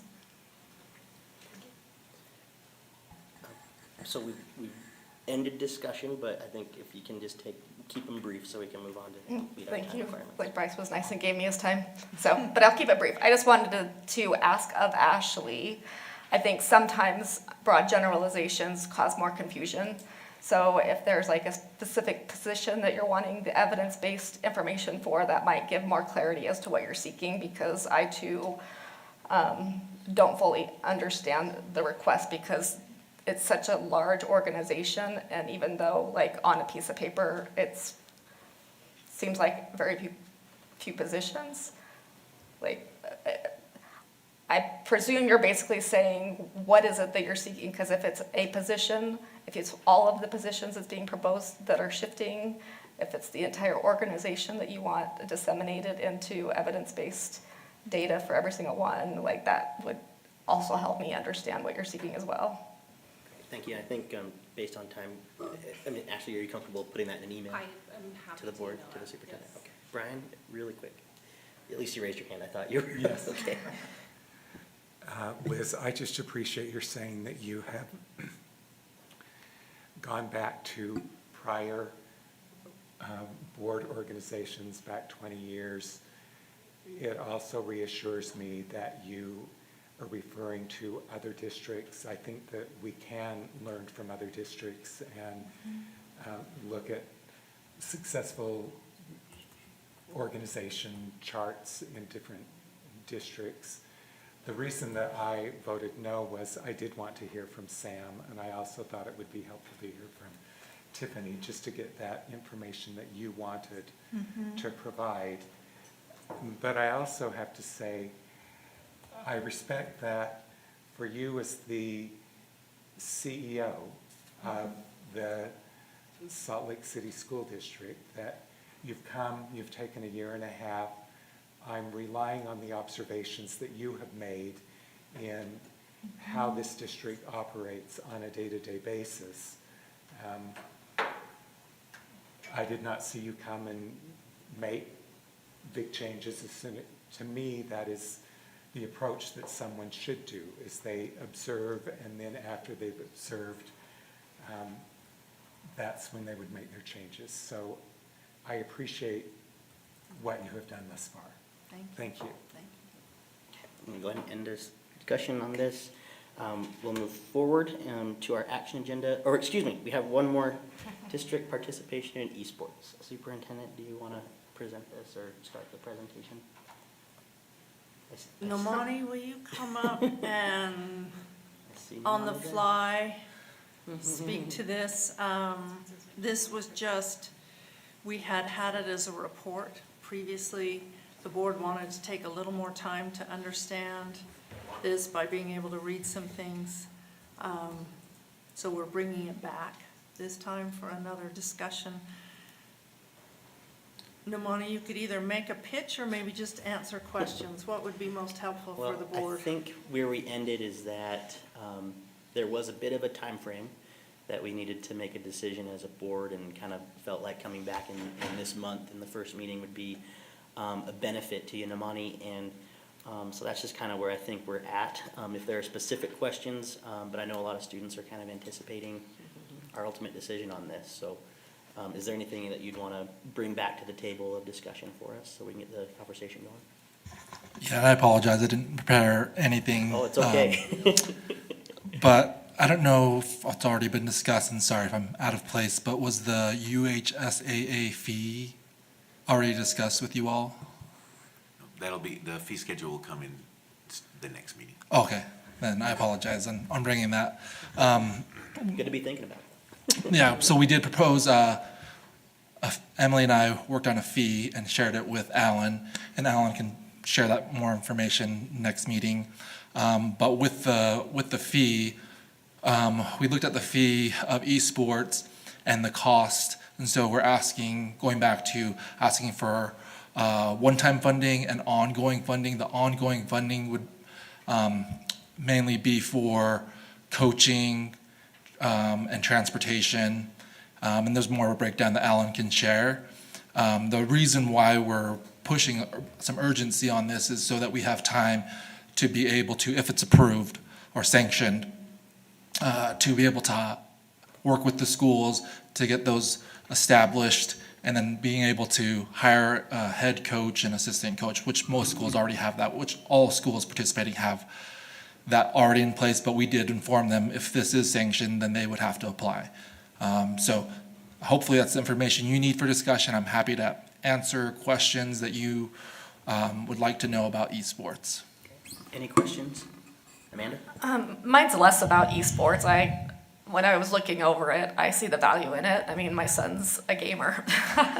If he had this opportunity, he would have been all over it, and he's about ready to graduate, fingers crossed.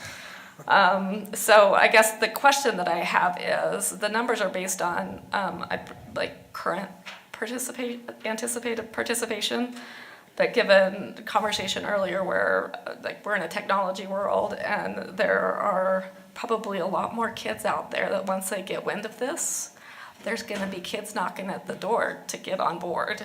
So I guess my question's more for Alan is, I mean, in the bigger scope, we've got a significantly large budget for the district compared to this, in my opinion, relatively small ask. If we get it started, then the ask will grow, most likely, even if the size of the district decreases. So how comfortable are you in saying, do you have any concerns financially supporting this? Yeah, with the numbers that are in the PowerPoint, there's a lot of room to grow with the current setup, because if it hit a certain point, like other sports, there's either a cap because that's the amount of space that we have, or there's some activities like, swimming, everybody can join.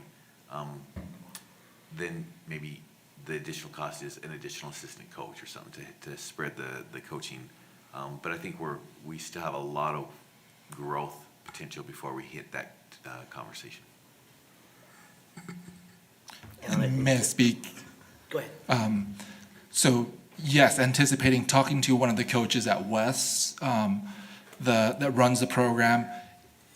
He's running only 2 games and knows that there's going to be a lot more. So having more assistant coaches, I anticipate as there's more requests. So we met as an eSport committee to talk about what could approval look like if there are more games being asked from the schools. And so with that, the West coach was mentioning that he could easily be there every day of the week right now is the beta season, so we're in the spring season, and that he said he could be there every day for a different game from the amount of requests. So he's only running at his capacity, and so there definitely could be a growing need for more coaches. Thanks. Ashley? I move that we send district participation in esports to the action agenda. I second. Got a motion and a second on the table. Any further discussion? All right, seeing none, we'll start with a roll call vote with Amanda. Amanda Longwell, yes. Bryce Williams, yes. Charlotte Fife Jefferson, yes. Ashley Anderson, yes. Nate Salazar, yes. Brian Jensen, yes. That motion passes. We will now move on to our action agenda. We have 3 items there, one being, which was pulled from consent per board request prior to the meeting, the December 30th, 2024 board meeting minutes. We have the legislative audit recommendation, and then of course now we have the esports approval that we're looking for. So Amanda, did you want to make a motion regarding item number 1, the board meeting minutes from December 30th? I'm planning on abstaining from it because I was not a board member at that time. I'll do it. I move that we approve the December 30th, 2025 meetings as posted. Second. See how it says 2025 on the document? And I did tell you that, and now this is why. I'm a witch, and I knew this was gonna happen. I move that we approve the December 30th, 2024 minutes posted inaccurately as 2025. I second. Any further discussion? Maybe some more laughs? All right, seeing none, we'll go ahead and start a roll call vote with Bryce. Bryce Williams, yes. Oh. Charlotte Fife Jefferson, I guess I'll abstain because I wasn't there either, so. Ashley Anderson, yes. Nate Salazar, yes. Ryan Jensen, yes. Amanda Longwell, abstain. That motion passes. Thank you, board. Our legislative audit recommendation, we moved it to action.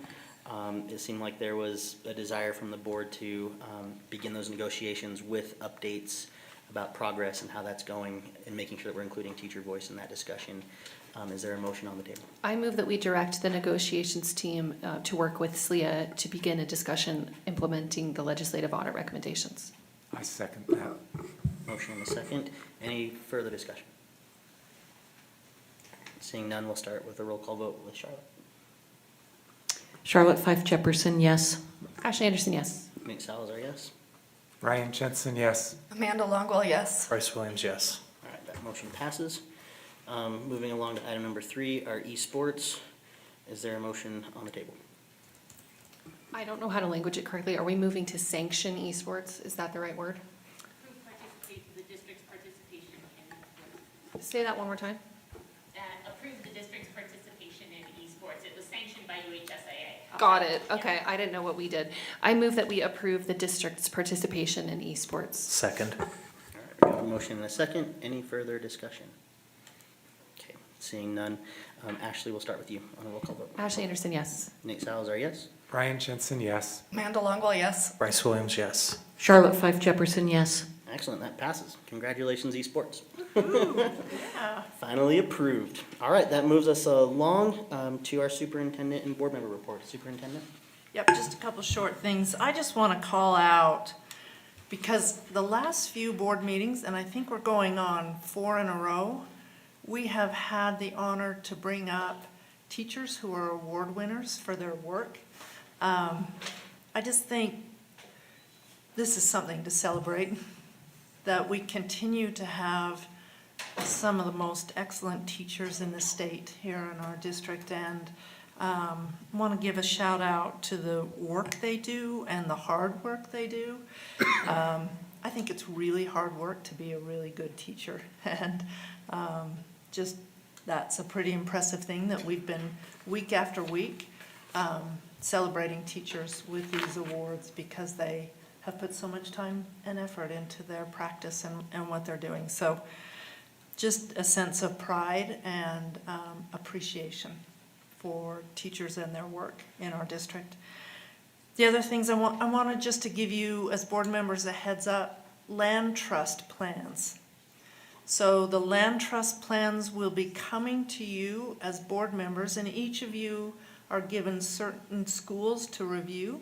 They're going to be coming to you tomorrow, along with directions on how to do that review. So they require your approval to move forward. You'll have 2 weeks to read those land trust plans, and they are on the agenda, on the consent agenda for our next meeting. They would be placed on consent. So if you see significant troubles with a land trust plan, given the parameters of your review, you'll need to reach out rather quickly, if you could, to Dr. Taylor, who will be sending those to you tomorrow. And then if you have any questions about how to conduct the review and what you should pay, all but 2 of you have done this before. But those of you who are new, if you want to get more direction, please reach out to Dr. Taylor about how to do that and in reviewing those. So just wanted to give you a heads up that those were coming. Charlotte, do you want to start us off with the board member report, if you have one? Yes, let's see. Tomorrow I will be at Bryant doing the history fair. Nice. And so I'm looking forward to that. And I just wanted to acknowledge that this has been a really tough January, let's say, for a number of reasons, but especially for our public employees, our teachers, and the legislation that is taking away their, or threatening their collective bargaining rights. So I wanted to acknowledge that that is very troubling. And then also I have been very, very concerned about families in my community and members of my community who are very terrified from the new directives around immigration and enforcement, you know. So I've really been worried sick and feeling a little bit helpless.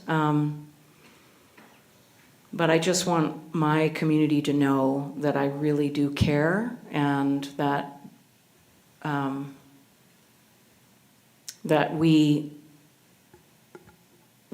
hope that that students will continue to come to school because we care about you, and this is our schools are a safe place for you. We will protect you as much as we can, and so that's what I wanted to. Thanks. Well, first of all, it's science fair season, and I want to thank all of those students that have participated in science fair and all of those individuals who have risen to the occasion to be science fair judges. I'm hoping to be able to do that on Thursday at Riley. I know, Ashley, I'm sure you've got a big report on it. I do. Anyway, I think that that's really an important part of, when we talk about engaging them in that everyday learning that Dr. Hall was talking about. That's a big part of it. Then I am going to remind you that on Wednesday there is a policy webinar. Maybe that's not my job anymore. You get your emails, but anyway, that is at 11 o'clock. It's a Zoom meeting. You should have gotten an email on that. And then finally, I have spoken to each of you about having our board training next Tuesday, and I hope that you have that, save the date for next Tuesday. Thanks, Brian. Thanks. Helena? All I have to say is I'll be going to the STEM Day on the Hill on Thursday, so that'll be interesting, and I'm excited to see what's going on in the state. So. That's awesome. Are you going for HOSA? It's for She Tech, which is a club that publicizes technological careers to young girls. See, we got to name the organizations that we want to thank. So I have a committee update, so this will be a little bit long, but I'm going to go through it quickly. First, 2 of the students who signed up for public comment today had in their topic notes that it would be regarding the fee schedule and trips. So if they weren't here, I hope their concerns have been assuaged, and that's why they were not here. But to student and faculty listeners who have similar concerns about fee schedule and trips, I wanted to point out that you can learn more about how to solve that problem by talking to the faculty advisor at your school, who may also be receiving updates on this, as we've tried to help address the concerns we've heard from students. In the finance committee, we reviewed our responsibilities to ensure there's an external provider conducting an internal audit function. I want to say, I'm going to say the word audit several times. None of them mean the legislative audit. They mean routine evaluations of the proceedings of the district. I'm going to say, yes, we do have an external provider for an internal audit function, which was recommended in the legislative audit. So there are a lot of audits, and if we're on the same page, we're going through with a company we contracted, Eide Bailey, to look at multiple phases of our organizational efficacy. And the current committee reviewed the centralized compliance and regulatory tracker that was a recommendation from their work, as well as new audit topics underway, including an evaluation of fleet services. To add another audit to the mix, Christy Hart's team works with departments and schools on a rotating basis to look for any concerns or inaccuracies that may require retraining, such as rules about deposits, and her review of this round of schools came back great. Alan additionally reviewed that the general role of the committee is to review financial statements and receive feedback about financial matters before they are brought to the full board. We also had a Housing and Transit Reinvestment Zone, or HTRZ, committee update. There is an HTRZ being requested by the city, but the request was delayed until after the legislative session, as the city and county were having discussions about a timeline that does not involve our district in any way. As a reminder, HTRZs are one of the projects you can find in our pass-through taxes item when we go over the budget. Last, we discussed school fees and how policy changes will impact our budget and may require us to make stabilizing decisions with property tax increases in the future, and that's something I know we'll talk more about when the budget cycle goes on. I do have an update on science fair because I did judge it all day, and I judged with Carlin Christensen, who's a district sustainability coach, and she left at the end of judging to do an air quality monitoring project with Wasatch Elementary students, which was wonderful. I do want to thank Kristen Bonner for organizing the district science fair this year and the many people who participated and judged. I also want to recognize that it is School Counselor Week, and this is precisely why I find some of the bills about mental health services so concerning that are moving through the session. So would you like to follow me for more hot takes on the general session? You can do that on social media. Thanks, Ashley. Bryce? I don't know how I follow that, but I do have a couple of things. Sounds like you need to get on social media, Bryce.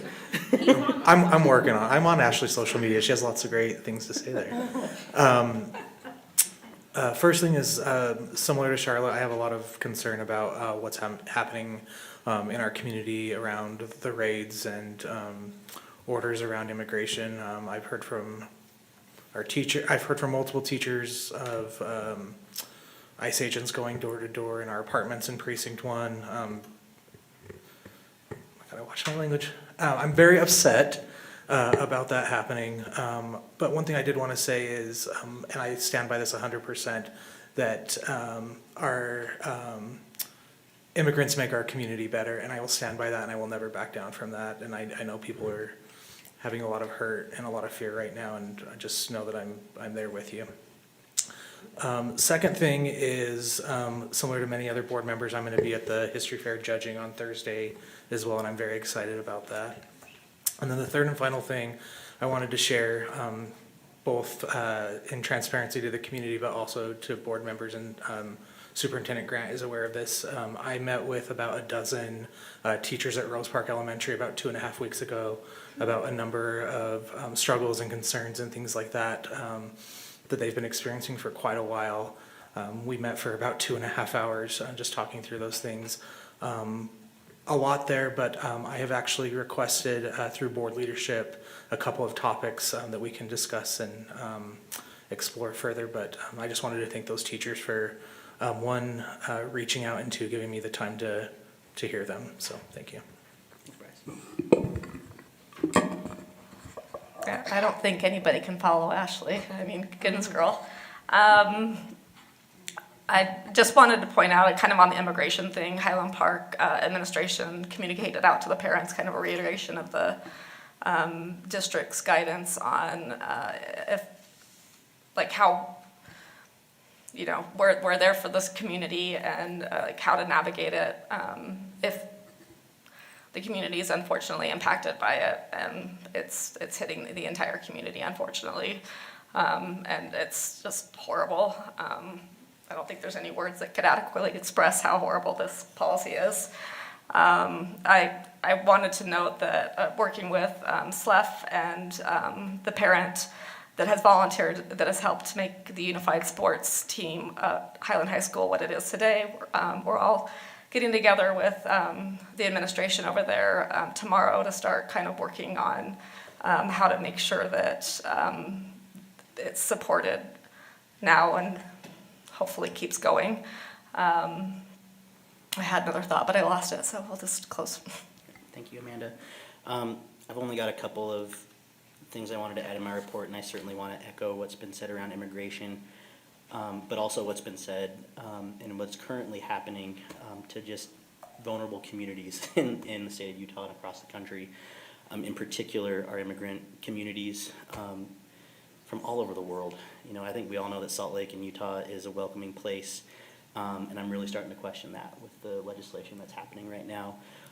So in relative to immigrant communities, we're with you. We want you to come back to school, but also our trans kids and our trans community and our LGBTQ community here in the state of Utah.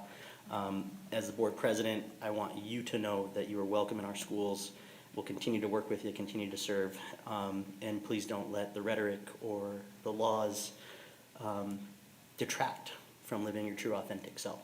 So I just wanted to say that as well. Also, as a Chicano, I just got to say, like, the legislation and movement around unions in the state of Utah is something that's very concerning to me as well, which leads into my next report, is that the majority of us had the opportunity to attend Legislative Day on the Hill through the Utah School Boards Association last week. We met with our new representative, Grant Miller, who oversees part of our school district boundaries. Had a great conversation, brought him up to speed on a number of things, and then just had the chance to participate and listen to actually the union's debate that happened on the House floor that day. So I know Charlotte and Ashley got to sit on the floor for that experience as well. So one, I just think that we do really cool things in collaboration with our legislators, with USBA as a board, and I'm excited to continue to do those things alongside each of my colleagues. And then just the plug and reminder about our board training that we'll need to schedule for next week. So thank you. Alan, do you have anything with UASBO? Any reports, updates? Oh. Did you have any? She already gave the report. That's right. Cool. Thank you. And with that, we'll go ahead and adjourn the meeting. Okay, but I do have to say, when that was bringing, we did it in 3 hours. So that was the mark. Thanks, everybody. Close. Well, you have to add. True. All right, great.